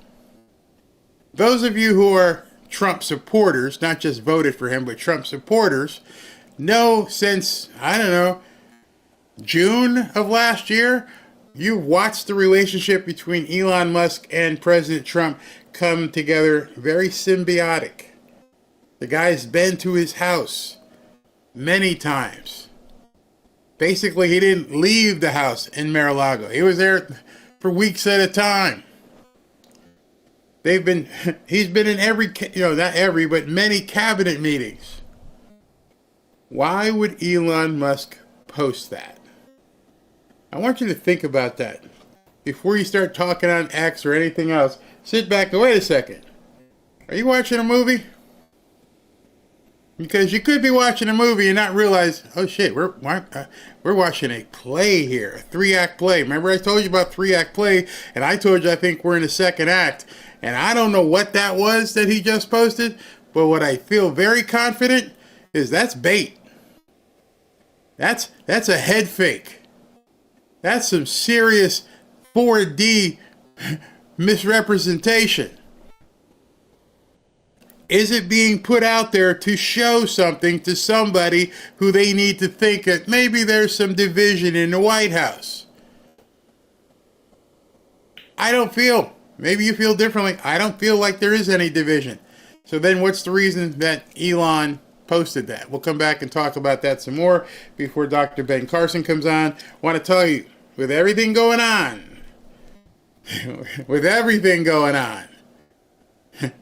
you're going to need some hedge. And I'm not talking about the type that you clip out your backyard. I'm talking about gold and silver. You know, the more I look at things, as I'm looking at real estate now and watching how foreclosures are starting to tip up, how mortgage rates aren't budging, people are having a hard time there. I'm looking at crazy stuff happening around the world, the advent of possibly World War III. The president not talking about it. Something is happening. The Autopen. When you see all that kind of instability happening, you like to put on that comfort blanket. I got the Trump blanket or whatever. You want to put the comfort around you. And gold gives you that comfort that if something happens, you're going to be okay. We're in a very volatile time right now. There's plenty of financial uncertainty. Now is not the time to be speculative. And I'm also speaking from a personal perspective. I'm buying income-producing real estate, and I'm buying gold and silver. A lot of people don't know the difference between the economy and the stock market. And too many people listen to the news and social media. That'll get you in trouble. Let's face it. It's obvious that a lot of people have an agenda they're not telling you about. Right now, your best bet is stability. and that means you might need to build a hedge against global volatility. May I recommend gold and silver to you? Real gold and real silver, not paper, not certificates, actual gold and silver. What gold and silver can give you is absolute peace of mind. A stock is only as good as the company behind it. It's merely a piece of paper. One of the things I can tell you is that many people are finding out the hard way that some of their investments were built on quicksand. Gold will never be worth zero. Silver will never be worth zero. If you want to calm some of your fears, give my friends at Lear Capital a call today at 800-601-5430 or go to learberry.com. Just so you know, Lear Capital has over 27 years of experience, thousands of 5-star reviews, and over $5 billion in trusted transactions. And Lear is the only gold company with a 24-hour risk-free purchase guarantee. You don't pay unless you're 100% satisfied. So go to learberry.com. If you want peace of mind, give my friends at Lear Capital a call at 800-601-5430. Or look down here below and go to learberry.com. And don't forget to ask about getting up to $15,000 in free gold or silver with a qualifying purchase. Don't wait. Do it now. Nobody knows what tomorrow holds. Be safe. I just want to say thank you to the fanfare community. And if you're new here, I'd like to take a moment and welcome you. If you watch my videos, you've probably realized at this point that this isn't your usual podcast. The difference is that every single day I try to make this show an open conversation amongst friends. You see, I believe that speaking to friends, here and in your own circle offline, is the best way to push back against all the lies being told by the Democrats and the media. I encourage people in this community to welcome each other, and in doing so become a source of support for those seeking to unplug from the matrix. If you'd like to communicate on a deeper level, I invite you to subscribe to the channel, but if you'd really like to surround yourself with like-minded patriots, join our free and private X group by going to fanfareshop.org/group. When you join this free group, a few things will happen.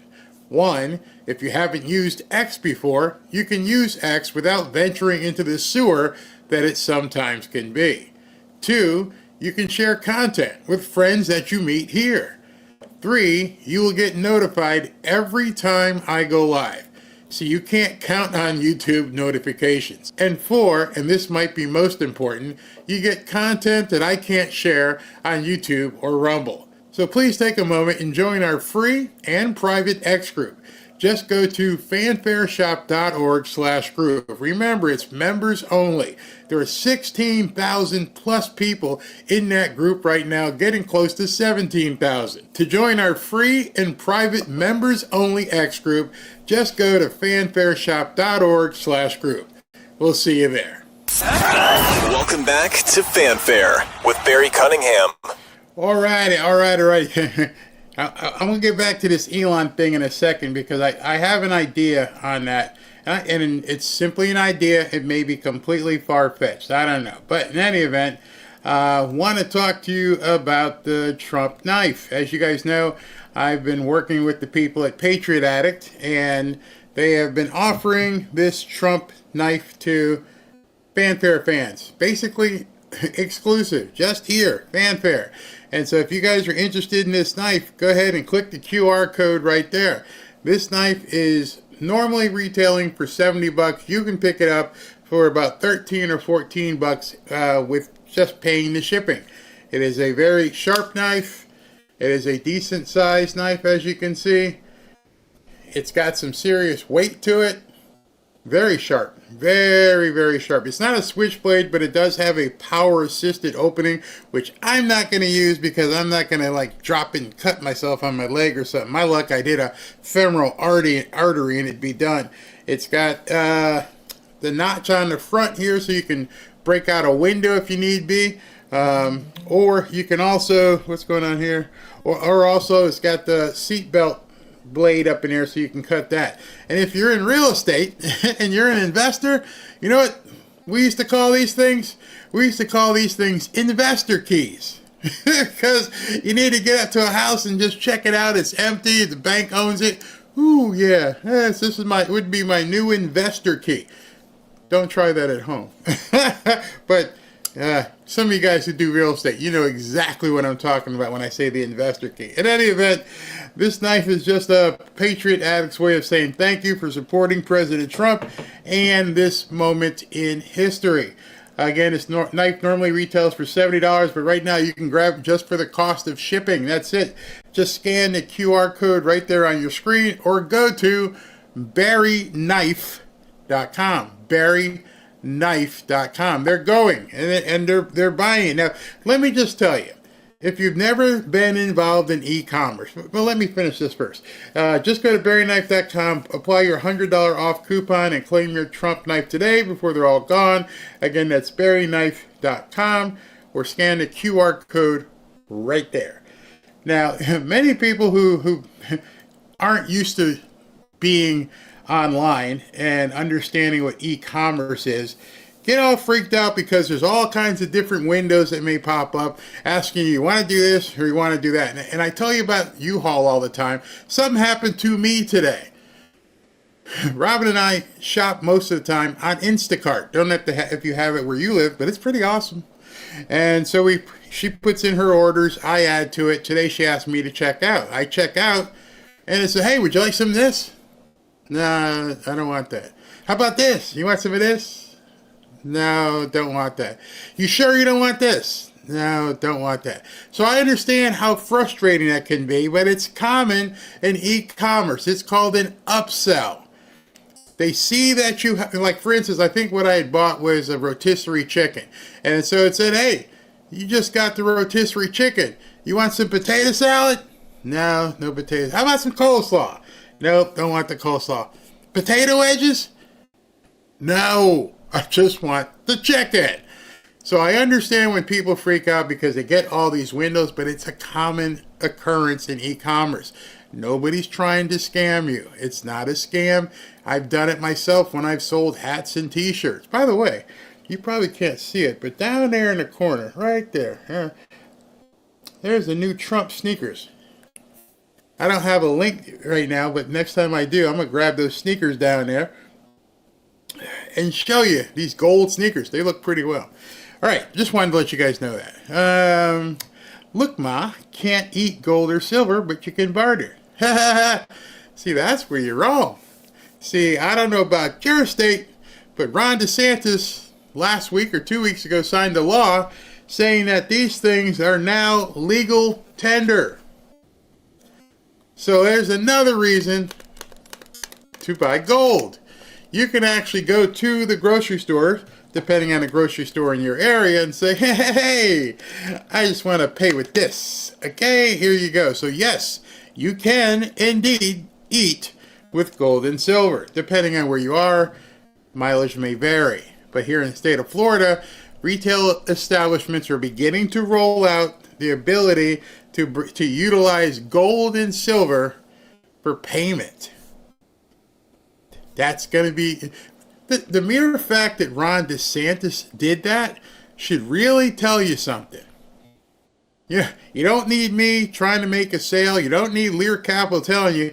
Just the fact that the governor of the second or third largest state in the country said, you know what? We're going to make gold and silver legal tender. You can buy stuff with it. Ooh. That should make the intelligent person go, hey, that's really interesting.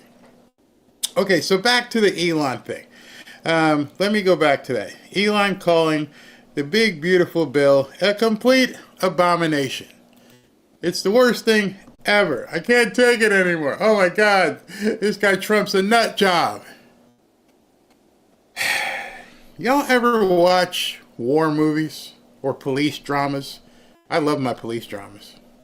When I get done doing my broadcast, I always go on a DVR and find one of my police dramas.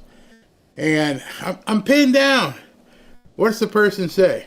What does the person say who's pinned down? Hey, can you give me some cover? Oh, okay. Pop it up, pop, pop, pop, pop, pop, pop, and I can run and go do something else because you're worried over here.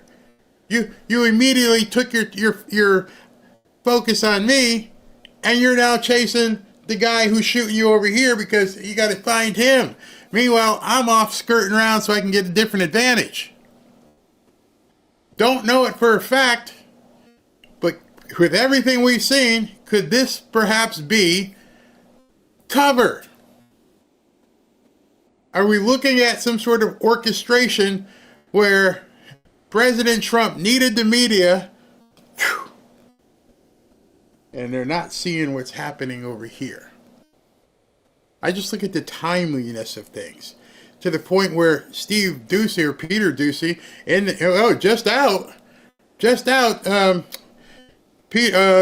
Musk says that Trump sucks and the big beautiful bill sucks. And we got any comment? What did she do? What did Caroline Levitt do when Peter Doocy said that? You can go ahead and rewind. I'll wait. Well, I won't wait. But I've noticed because I took a snapshot. She smiled. Oh, President believes in the big beautiful bill.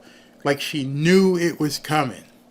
You can sometimes tell when someone, like the one question, and here is the contrast. The one question that she got sent to her, I forget what it was, and she goes, well, let me check, and she went through her book. She was looking for the response. You remember now? I forget what the question was, but the guy asked her a question, and she said, yeah, I think I got, she went through her book. First time I've ever seen her go through her book because she wasn't ready for a response. And then she gets through the book, and she goes, it looks like I don't have a response for you. I'll get back to you. That guy threw her off. You saw what happens when she gets thrown off.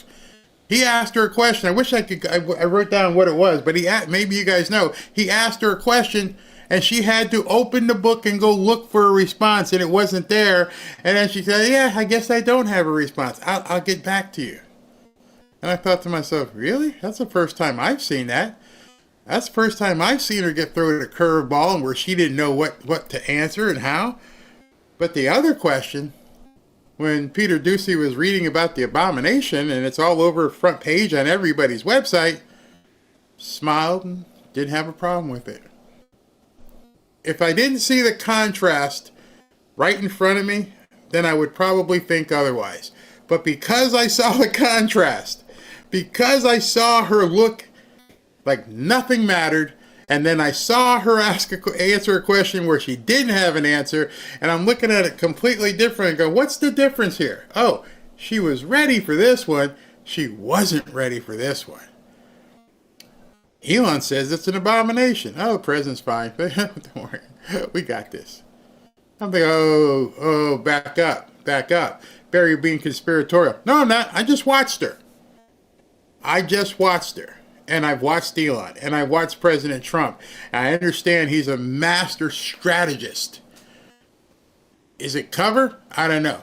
But whatever it is, something's up. Because every single news outlet, you go to their website right now, you go all over Twitter, oh, Elon Musk, and they're all focusing on that. They're not focusing on Autopen. They're not talking about anything. Oh, Elon Musk. Oh my God, Elon Musk hates Trump. Just saying. Okay, what do we got? Yeah, she always said, today is a good day. I'm feeling it. Oh, Beth, you got a new profile picture. Let's see here. I don't care about the pardons. Charge the January 6th committee with treason. There you go. Zelensky is about to be Mr. Jingles. There's a woman we had on our show a while back. She was new to media, but she was from Ukraine or Russia, and she was talking to us back then. And her name is Rebecca, and we're going to have her back on. And she's much more polished now in terms of being able to talk on camera. And she told us back then that I don't think all the information about Zelensky is being given to the president. And now, look at what we see. Now look what we see. President Trump must have said no to Elon about something, and he's acting like a rebellious teenager. No, he's too high profile for that. Much too high profile for that. Yep, they took the bait as usual. Just running with it. Absolutely running with it. Only thing I could advise is wait. Just wait. Don't take the bait. Hear the information and sit back and go, what's going on here? Just let me see how this plays out. Let me watch what moves are being made and how.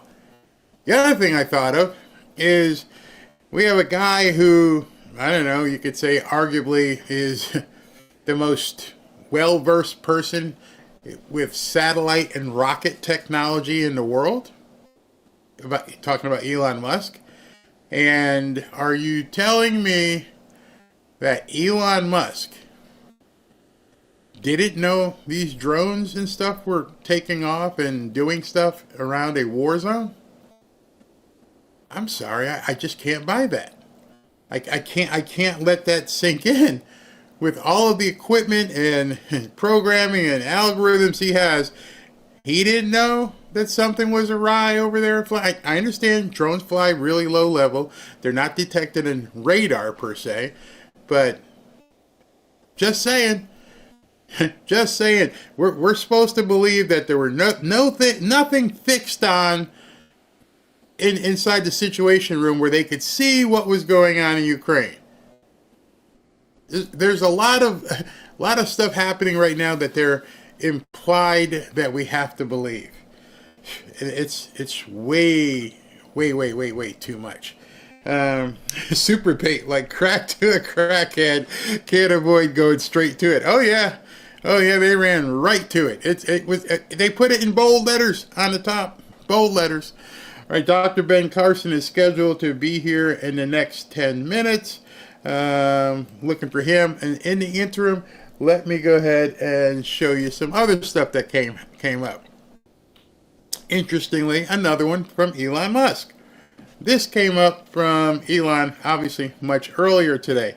Elon Musk posted this. Elon Musk says, "Why is the hotel bill so high? The room service must be incredible."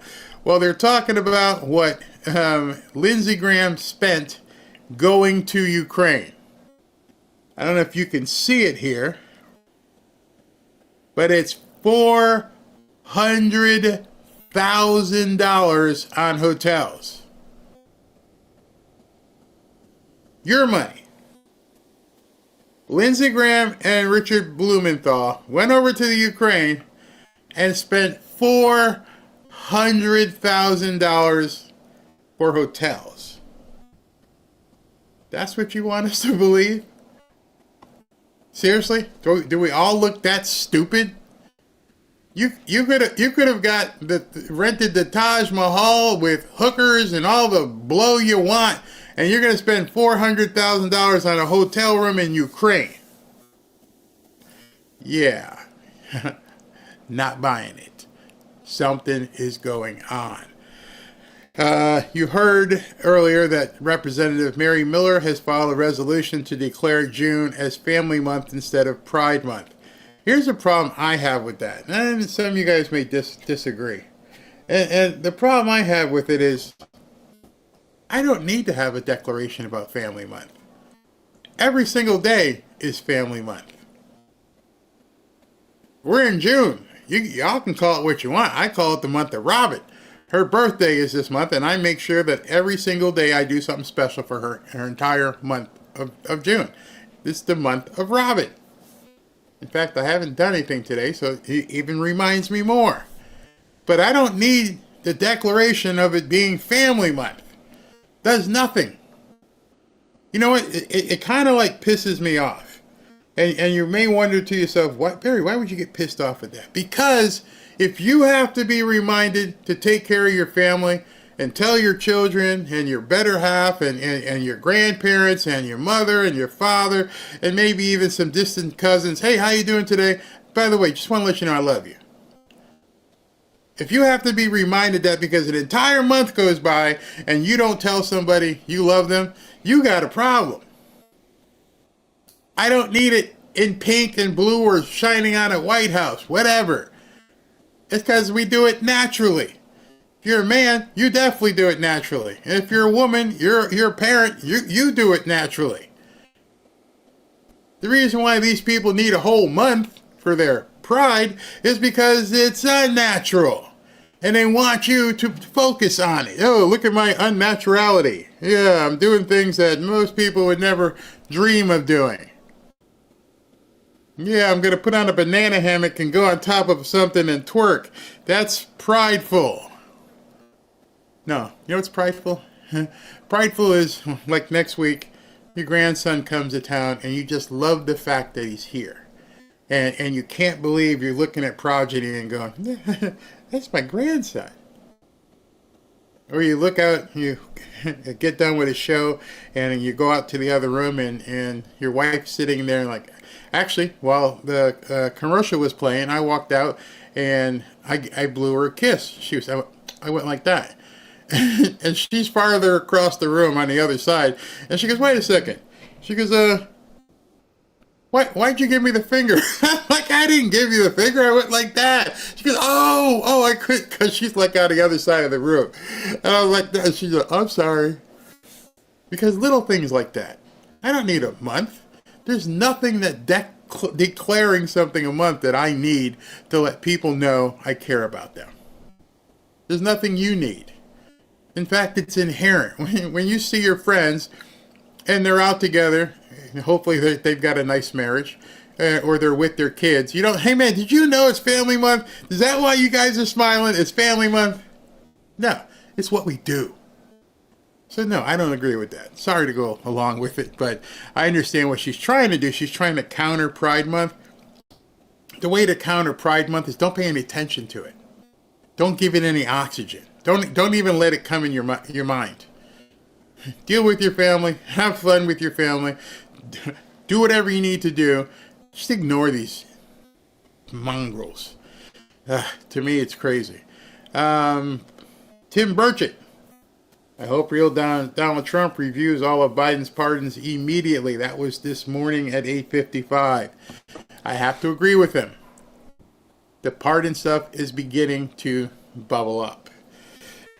Now, what you heard from President Trump, or actually from Elon Musk earlier, I want you to see how it jives with this. Just in, actually at 10:30, the White House says President Trump will be sending DOJ cuts via a rescissions package to Congress today. Wait a second. Wait, did I just not show you that Elon's pissed off? But now we find out that Trump is sending a rescissions package to codify the DOJ cuts? What's going on? I don't know. Be aware.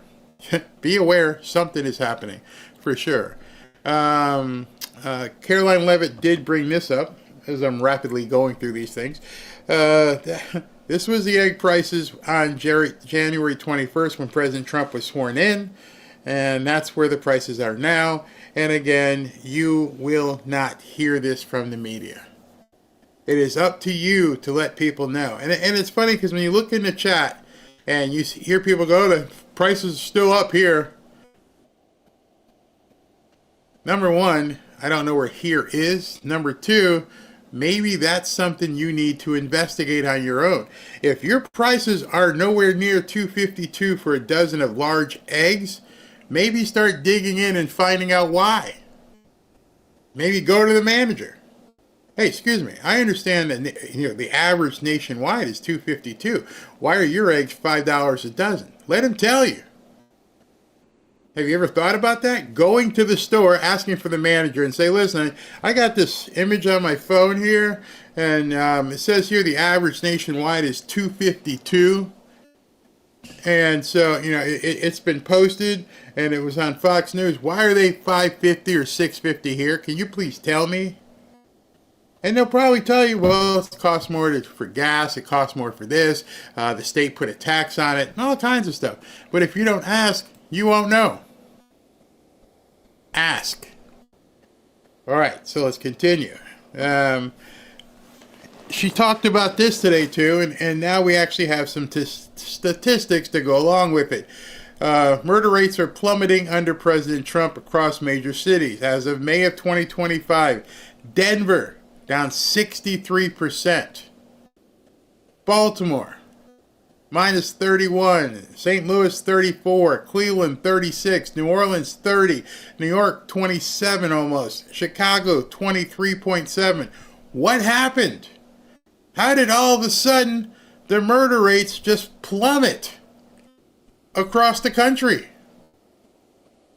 What has happened? This is an anomaly. Or rather, it's not an anomaly. Something is happening nationwide where people aren't killing each other as much. What possibly could that be the cause? Well, I'm pretty sure I know one. One of them is A, the newcomers are being rounded up and they're terrified so they don't show their faces much. B, the normal hoodlums, could they be making money? 3, there's more law enforcement, even in those cities. As you look at those cities, those are all deep blue cities. Denver, Baltimore, St. Louis, Cleveland, New Orleans, New York, Chicago. So even in the hoods, people are like, hey man, this Trump dude, he ain't playing. Wait a minute, what do we got going here? Ashley, you got the wrong time. No. Hold on. I'll be right back. I'll be right back. Hold on. I got to take care of something here.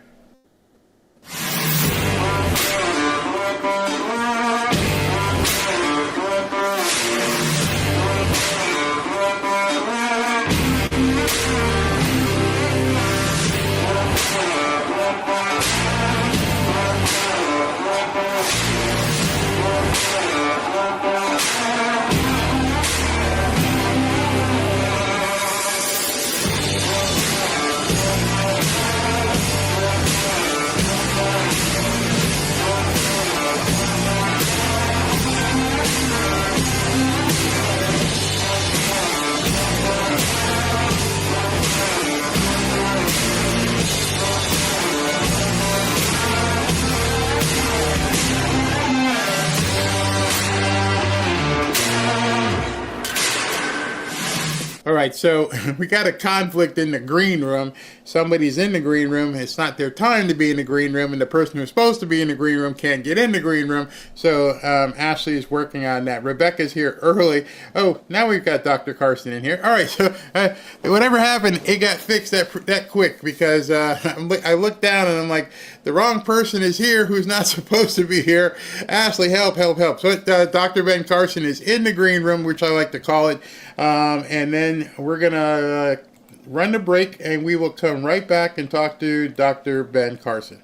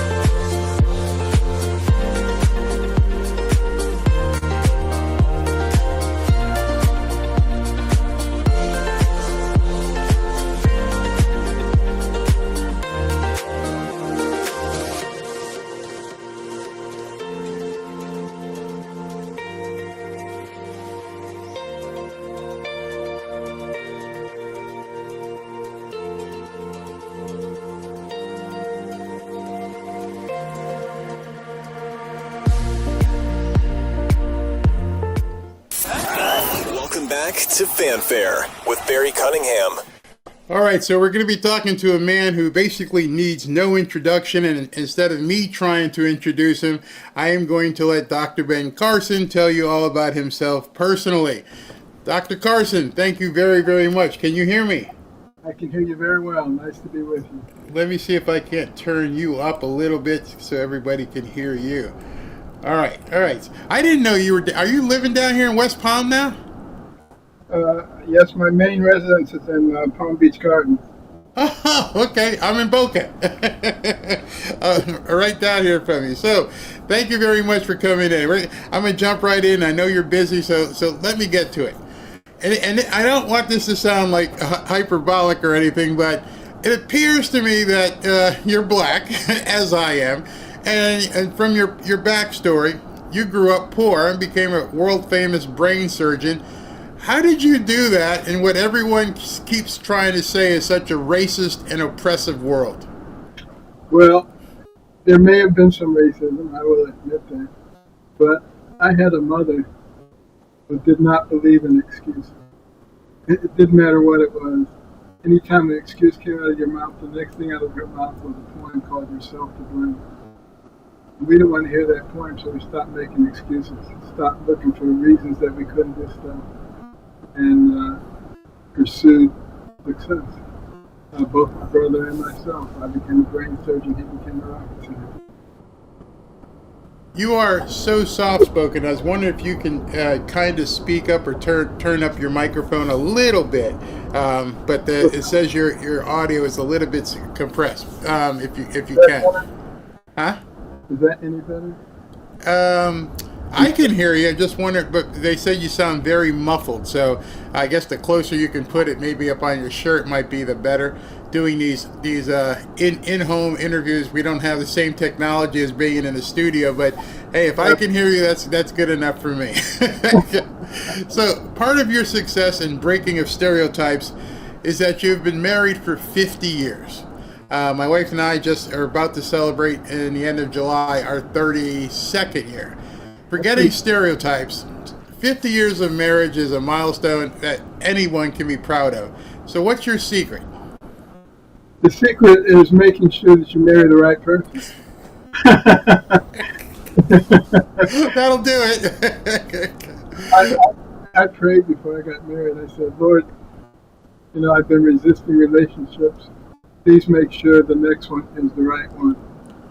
And it's important to have somebody that you really have fun with. We enjoy each other. We have fun. We play games. We play pool together. We do all kinds of stuff. I think that's really the secret. That can overcome pretty much anything else. I'm looking at, and okay, some people can hear it. Okay, so your personal story is amazing. But you're such a quiet man, many may not even know it. Can you give me a quick background, an elevator pitch as to how you progressed from poverty to the man you are today? Well, there have to be lots of floors on that elevator. But, in the beginning, I had a pretty idyllic life. We lived in a GI home, about 700 square feet, which is pretty small, but it was our home. And then my parents got divorced. My mother discovered that her husband was a bigamist. And that threw us into dire poverty. We ended up living with relatives in Boston in the ghetto. Gangs, violence, both my older cousins were killed. It was horrible. But my mother was working very hard, leaving at 5 in the morning, getting back at midnight, cleaning people's houses. And she was desperate that my brother and I would become successful. She didn't know what to do. She prayed for wisdom, and God gave her the ideal to become a spy. And she said, these people live in these beautiful, luxurious homes. Let me spy on them and see what they're doing. And she discovered that they didn't watch a lot of TV. They did a lot of reading and strategizing and planning. And she came home and imposed that upon me and my brother. Wow. And we were not happy campers, believe me. In today's world, we would have called social services. But we had to start reading. And I didn't like it much at first, but after a while I discovered that I didn't have to be poor anymore. Because behind the covers of those books, I could go any place, I could be anybody, I could do anything. And I started reading about successful people. Wow. And I came to the realization that the person who has the most to do with what happens to you is you. It's not the circumstance. And that made all the difference in the world. I started reading everything I could get my hands on. And things went much better from that point forward. Wow. So you're saying reading was the escape. Reading is what showed you could do something beyond your surroundings. Where did you grow up? In Detroit. Oh, wow. Wow, and okay. We were in Boston for a couple of years, and then back to Detroit. And it was everything I needed was in Detroit, because I went to a pretty terrible high school. It was not an academic high school by any stretch of the imagination. But downtown Detroit was Wayne State University. I could go there and I could go to the libraries. I went to the Detroit Institute of Arts, which is a very famous art gallery. Learned every picture in there, who painted it, when they were born, when they died. I just educated myself. And so you go to school and you decide you're not just going to be a doctor, you're going to be a brain surgeon. What is that like? I mean, how did you decide that was going to be the path that you'd go? Well, that wasn't my thinking when I went to medical school. I thought I was going to be a psychiatrist. Majored in psychology in college.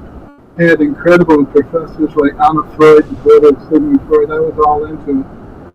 But then I started listening to the neurosurgeons and the stuff that they could do with the brain. And I was just fascinated, and I started moving in that direction. And a lot of people said, no, that's not the field for you. At that time, there had been 8 black neurosurgeons in the world. Wow. But, God doesn't really distribute talent based on race. And I took to neurosurgery like a duck takes to water. That's amazing. So what made you make the leap from medicine to politics? Well, I had no intention of doing that. And if you'd asked me 15 years ago, would I go into politics, I said, you're nuts.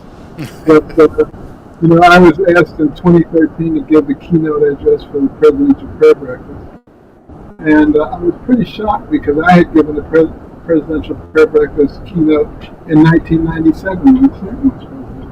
And I didn't know that anybody ever did it twice. But some research revealed that there was one person who did it twice, and that was Billy Graham. Huh. And I said, that's pretty good company, so I do it. I never knew that. Billy Graham was a doctor? He wasn't a doctor, but he gave the keynote speech for the prayer breakfast. And after I gave that speech, everybody was saying, you should run for president. And I would say, these people are crazy. And I said, if I just ignore them, it'll go away. But it did go away. Everywhere I went, there were people with placards, run, Ben, run. I had over 500,000 petitions in my office. Wow. And I finally just said, Lord, I don't want to run for president. But if you really want me to, you have to give me all the things a person has who runs for president. A Rolodex with all the important names, an organization, a lot of money. And I said, I'm not going to go out and develop those things. Next thing I knew, they were all there. And our organization was raising more money per month than the RNC. It was amazing. But traveling all over the country to the smallest hamlets of North Dakota to the largest cities, one thing really impressed me, and that is that most of the American people have common sense. What they lack is courage. Most people will stand in the corner and look at the floor rather than defend their beliefs, because they don't want to be called a nasty name. And this is what we have to rectify in our country. And that's one of the reasons we started the American Cornerstone Institute. I'm gonna get to that. I'm gonna ask you about that, because that's something that's absolutely phenomenal. I see you guys are doing great work. But as such a humble person, were you ready for the corruption and vile nature of politics? Well, I knew it was pretty bad, but I don't think anybody can ever be quite prepared for the degree of corruption that exists. When I got to HUD, they had not had an audit for 8 years. Required by federal statute that all agencies have an audit once a year. You couldn't do an audit. There were so many material defects, you couldn't do an audit. Wow. Job number one was finding a terrific auditor. And we managed to get one of the senior partners at Ernst & Young. With a lot of cajoling, he came. he looked at our books. He said Ernst & Young would never have taken you on as a client, but he was able to get things straightened out. You probably noticed about a year and a half into the first Trump administration, all those stories you used to hear about HUD and fiscal mismanagement disappeared. And that made it much easier to get other things done. Wow. So I'll get to President Trump in a second, but are there many other politicians that to this day you still consider close friends? Yeah, there are several from the previous cabinet and from the current cabinet, and a number of senators and representatives are good friends. And as for President Trump, I always wonder what people think. What was your first impression of him? I first met him at Mar-a-Lago before either of us was into the political arena. And we were talking, and one of his people came up to him and said, Mr. Trump, Ron Stewart just came in. And he said, I don't care, this is Ben Carson. That's the kind of person he is. That was my first impression of him. Wow, very cool. And now, after being in the administration, how has your relationship changed or developed, and are you guys still in contact? Oh, yeah, we're definitely still in contact. I'm a member of Mar-a-Lago also, so obviously still over there. And communicate mostly by texting. But he's a terrific guy. Most people have no idea how nice he is. I've been with him in settings where there are no cameras or media people around. Just normal people. He's so nice to them, so caring. We were walking around Mar-a-Lago one time and ran up on a bunch of the workers. And he started asking them about their families, and he pulls out a big wad of $50 bills and hands them out. So it's go buy your wife something nice. In 2016, when you were running for president and that whole debate thing, can you tell us what the story actually is? Because I guess it was ABC or CBS messed up the cadence in terms of who they were introducing, and other people were walking over ahead of you, and President Trump stopped and stood by you. What happened there, and why did he stop? Well, I couldn't hear my name being announced, so I wasn't going to go out there without my name being announced. So I was standing there. Everybody else briefly walked by, but he stood there with me until they straightened the situation out. And again, that's the kind of person that he is. He was the only one who complained to the media that they weren't asking enough questions. The others were happy they weren't asking the questions. Yeah, exactly. I remember that. So when you saw what happened on July 13th, like the rest of us, here's your friend, number one. Number two, as a brain surgeon, you must have realized there was no way he should have been living other than the fact that God spared his life. Is that what your thoughts were as well? That's exactly right. I had actually done some sniper training, and that was a chip shot. Believe me, that was nothing to it. And the fact that he turned his head at that moment, in the area right behind the ear there's something called a transverse sinus. Blood flows through that at a very high rate. If that had been injured, he would not have survived. Wow. I mean, we probably would have died right there on the spot too, right? I mean, there's nothing, man, we're completely blessed. I had actually been telling him for years that God had chosen him for a reason. And so I'm not surprised that it didn't work. And I've told them that no matter what they do, they're not going to kill him until God's ready for him to go. Wow. So, you being a doctor, what are your thoughts on what RFK Jr. and the whole MAHA movement? How are you looking at that from the outside looking in? What are your thoughts?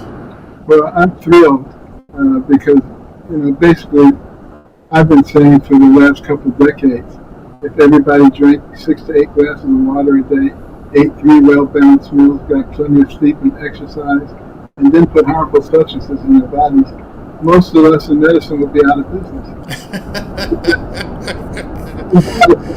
So what they're uncovering is, it's amazing, like so much of what we were taught as kids, and I don't blame my parents at all, but it seems like it was all upside down. Here, don't eat this much, eat this, don't eat that. how did we get to a point where, was it just because the corporations that the entire food chain or food ladder was completely wrong? The almighty dollar. We became more concerned about profits than we were about the health of our citizens. And the thing that the Mohammed movement is emphasizing is preventive care, which is much less expensive than going after the disease once it's occurred, and the chronic diseases and what's happening to our children. You look at autism spectrum disorder. 1 in 31, from 1 to 4 in 10,000 people ago. Something pretty awful is going on that we need to deal with. And it's not all food, it's probably multifactorial. We have all these electronic media and all kinds of things, and maybe not spending as much time with the children and giving appropriate types of role modeling. There's a lot of things that go on. It's crazy. So are you contemplating getting back into politics, or are you liking the Florida lifestyle? Well, I spent about half my time in Florida and about half of it up here in the D.C. area. I'm working, as you probably heard a few weeks ago, as the vice chair of the Freedom of Religion Coalition, and also doing some work with some of the agencies behind the scenes. So tell me about you gave a speech in September at Michigan State. And in that speech, you got people all freaked out because you said, and I'm paraphrasing here, people may have to die in order to preserve America. And it caused an uproar because people on the left don't understand that's how many of us feel. We're willing to get out there and do what it takes to save America. Can you expound on that? Yeah, well, a lot of people died already to give us the freedoms that we have. Freedom is not free. You have to be willing to fight for it. And there could come a time, again, when we have to fight for it. We can't just capitulate. What we have in this country is amazing. My wife and I have visited 68 countries. We've lived overseas.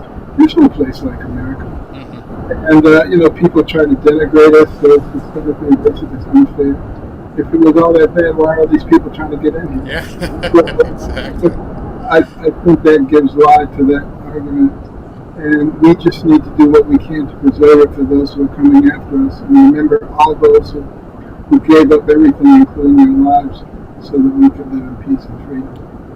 So tell me about the American Cornerstone Institute. Is that something you founded, and what exactly is it? Well, after the 2020 election, I said I failed retirement before, now I can really retire. But it wasn't too many weeks after that, seeing the direction that the country was going in, I realized that I couldn't have very much fun playing golf and cruising around the world, watching my country go down the tubes. So myself and some very talented people from HUD got together and created the American Cornerstone, which emphasizes those principles that made us into a great country. We didn't get there by accident. It was our faith, our liberty, our sense of community, and our respect for life. Now, I want to play a quick trailer and then talk to you about this. Hopefully it works with the sound. Hold on. Experience America's forgotten story like never before. Tonight we will cross the river. The American Miracle, Our Nation is No Accident, arrives in theaters June 9th, 10th, and 11th only. America is something that I hold in my heart. Unveiling miraculous events. Did you mean me? That reveal God's providential hand in our nation's founding. Don't miss one of the year's most inspiring and spectacular cinematic films. So, did American Cornerstone Institute, did you guys produce that? No, but we're very good friends with the people who did produce it. And you'll see me making a comment at the beginning of the movie. But it is an incredible movie. It talks about the things that happened that led to the creation of our nation. About the Preemptive Enrichment, defeating the most powerful military force on earth. It'd be like Cuba defeating the United States. But there are a lot of amazing things that happen that sometimes people don't know. Yeah, a lot of stories. and even if you do know about it, it's nice to go back and get a refresher. So, in closing, what's next for Dr. Ben Carson? You're doing the American Cornerstone. Anything else we should look for? Well, I've tried to retire twice, so I've given up on that. I guess I'll retire when I get to heaven. We'll just continue working very hard to try to get the American people to recognize that we are not enemies. We call it W-A-N-E. We are not enemies. We've let hatred and division wax for a long time. Now it's time to let it wane. And recognize that it's okay to disagree about stuff. It doesn't make somebody your enemy. In fact, you can learn more from somebody you disagree with than you can from somebody who agrees with you and everything. Absolutely. We have to combine this and work together for our future and for our children. Well, Dr. Carson, thank you very much for coming on. I'd like to get you on again. We can get this mic thing fixed up. What I'll do is I'll clip this and see if I can't edit the sound so people can hear it better.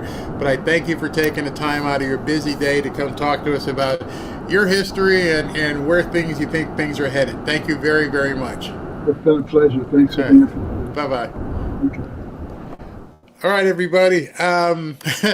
It is what it is. Sometimes when we do these live interviews, it's hard to tell what the sound is going to be like in terms of what somebody has on the other side. So that, in case you couldn't hear him, I will clip that and see what I can do in the magic of editing to bring his level up so you can hear every word that he said.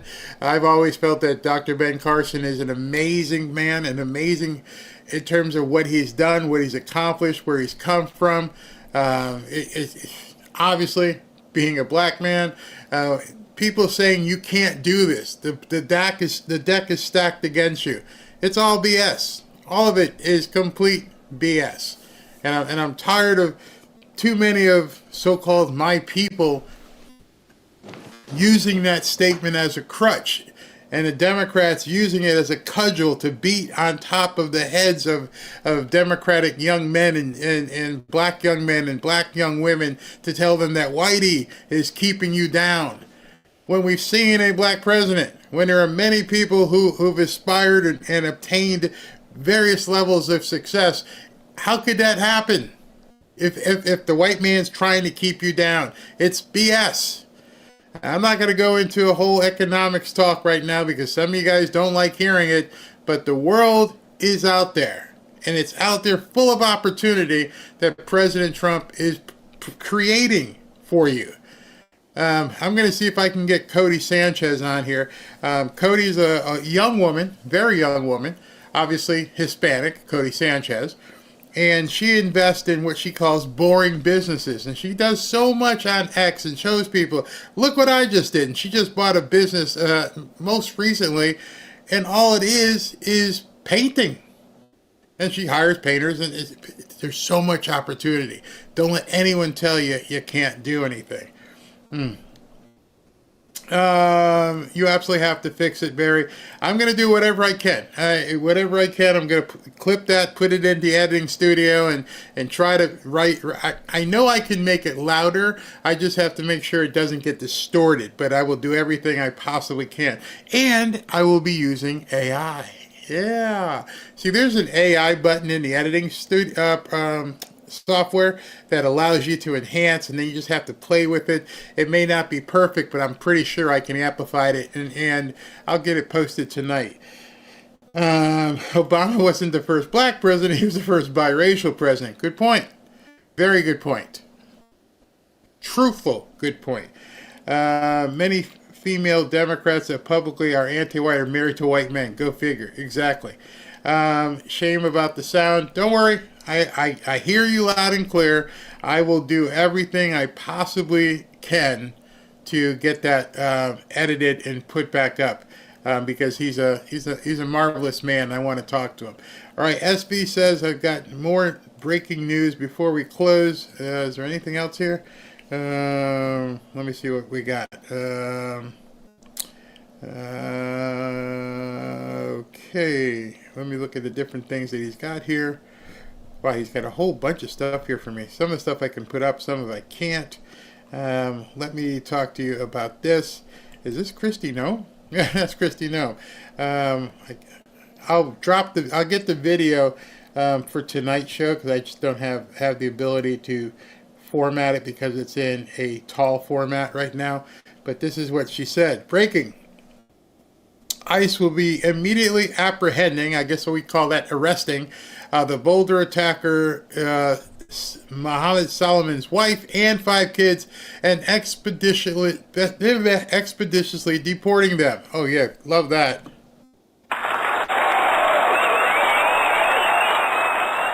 This comes after Laura Loomer revealed Solomon's daughter was a recent graduate and was in the country as well. They should have never been here to start with. Let me see if I can download it.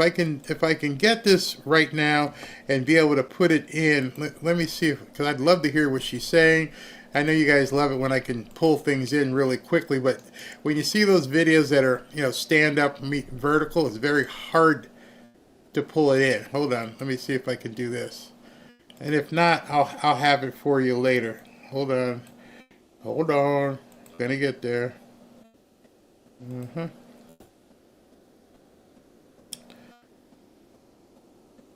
All right, I got it. Let's see what it sounds like. See, this is why it's hard to do sometimes, because sometimes I have to edit the sound and everything else. So let's see how it sounds. Hi, everyone. I'm Homeland Security Secretary Kristi Noem. Today, the Department of Homeland Security and ICE are taking the family of suspected Boulder, Colorado terrorist and illegal alien Mohammed Solomon into ICE custody. Now, Mohammed's despicable actions will be prosecuted to the fullest extent of the law, but we're also investigating to what extent his family knew about this horrific attack, if they had any knowledge of it, or if they provided support to it.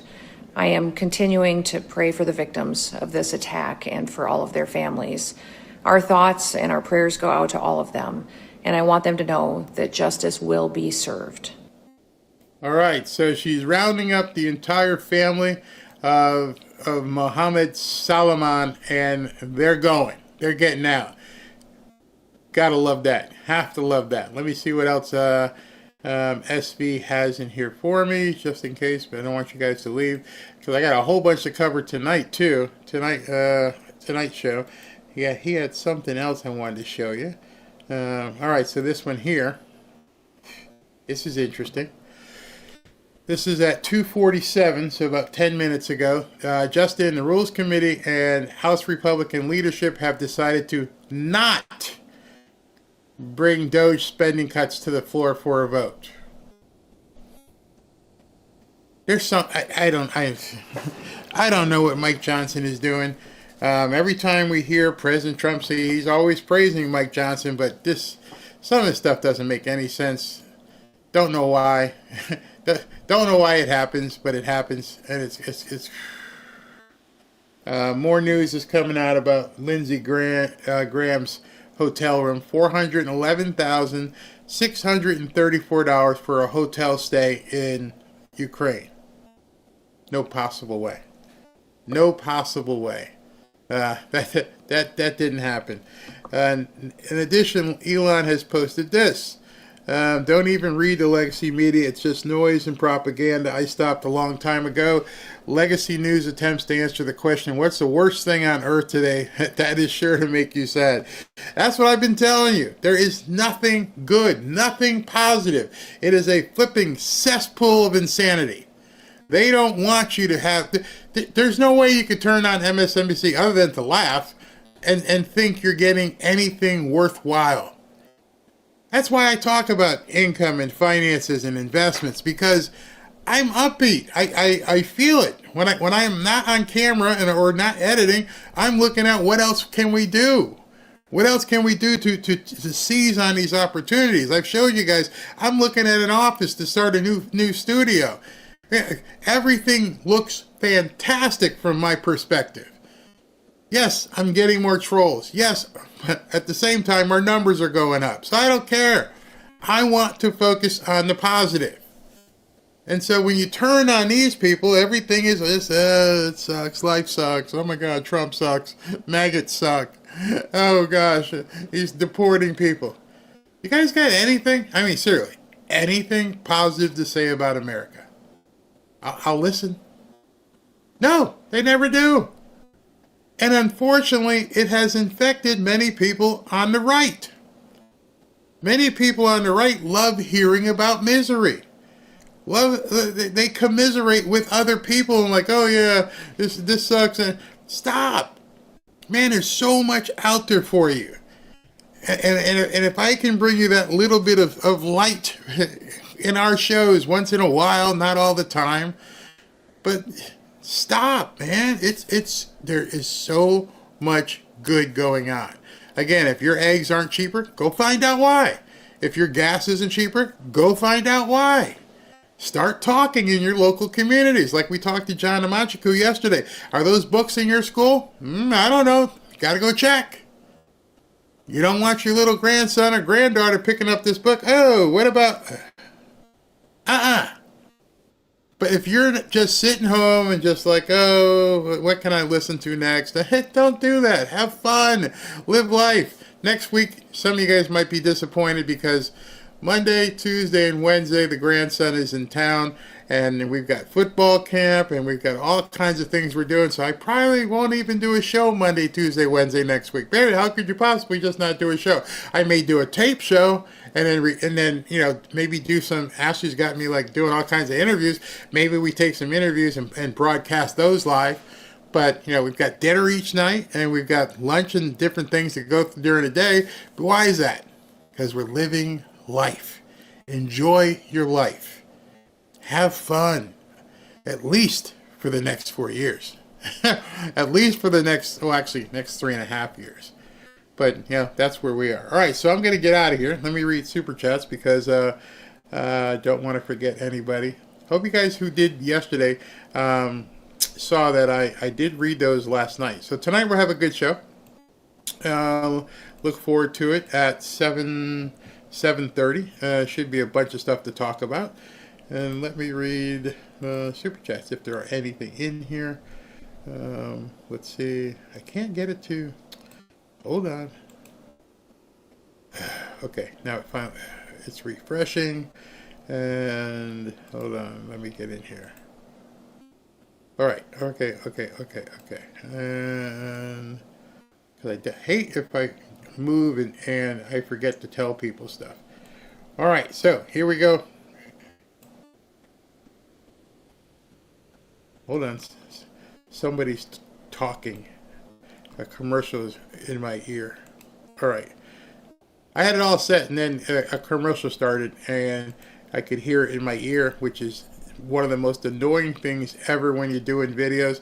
When you're hearing stuff in your ear when it's not supposed to be playing, it's a pain in the butt. All right, so sorry for the on the fly production, but here we go. Brian Newland, holy smokes, it's 12:48 p.m. I asked Grok, can a president pardon someone before a trial? The answer was yes. Grok then explained why. Interesting. Eaters of dead. This is why I call ours doorstops for the Democrats. They do nothing but stand as watch as Democrats do anything they want in or out of power. Yep, I agree with you. Sherry Swearingen. Thank you very much. Barry, keep up the great work. I value you and agree with you totally. Arrests need to happen immediately. It's time to show America they are serious and not just blowing smoke up our skirts. And I love the idea that Kristi Noem didn't waste any time. Hey, Mohammed the fire thrower, yeah, you and your family, get out. Well, actually, you got someplace to stay. They got to get out. Brian Newland, no, my question to Grok did not include Autopen in my question. Interesting. Eaters of dead, got to fix your own backyard first. Republicans better start being for the people. Ours are going to be in trouble. Absolutely. David Joyner, thank you. Dakin Sinclair, Barry, one explanation for DJT's silence might be that public transparency would also tip off the opponent to coming response. I completely agree. Maybe they are squirming more than you and I need to know. I could see that. Eaters of dead, what will hurricanes matter if nukes start to drop? See, first question I just want to know, where is he? Where is she mentioned he was going to be signing executive orders. Normally when he signs executive orders, they film that and then they do a little presser afterwards. So maybe he's in the White House. Maybe we shall see later on. Gail, thank you. Chris Cooper. It was Elizabeth Warren that signed everything that came out yesterday. I think it was a lot more people than Elizabeth Warren. Tommy Radcliffe, thanks, Bear. Keep us informed. Thank you, Tommy. Ernest Spencer, I hope these investigations don't ride off into the sunset, never to be revived again. That's what it looks like, so I gotta believe something's happening. Jeanette says, Barry, I have a theory. What if the military parade is cover for something huge? Yeah, that's coming up in 2 weeks. You're absolutely right. Actually, less than that, on the 14th, so 11 days. And Maximus, Barry, what I've learned working T-ism, you have to eradicate it completely, or you've just created another generation of them. Maximus, to those of you guys who don't know, is a law enforcement officer. So he's seeing a lot of stuff that we don't see, and he's seeing what the preparations are as well. This one just came in from Lindsay Mosley. I read his biography over 30 years ago. His realization that he could see in 3D while operating amazed me. I made my kids read it. He had an anger issue as a boy. The book is still on my shelf in front of you. She is speaking about Dr. Ben Carson. Yes, that blew me away when I heard him say that he could start seeing things in a certain way before he operated. All right, so it's 3:10. I'll see you guys at 7:30. Going to have some lunch, walk the dog, kiss the wife, enjoy some more Month of Robin, and we'll take it from there. Talk to you guys soon.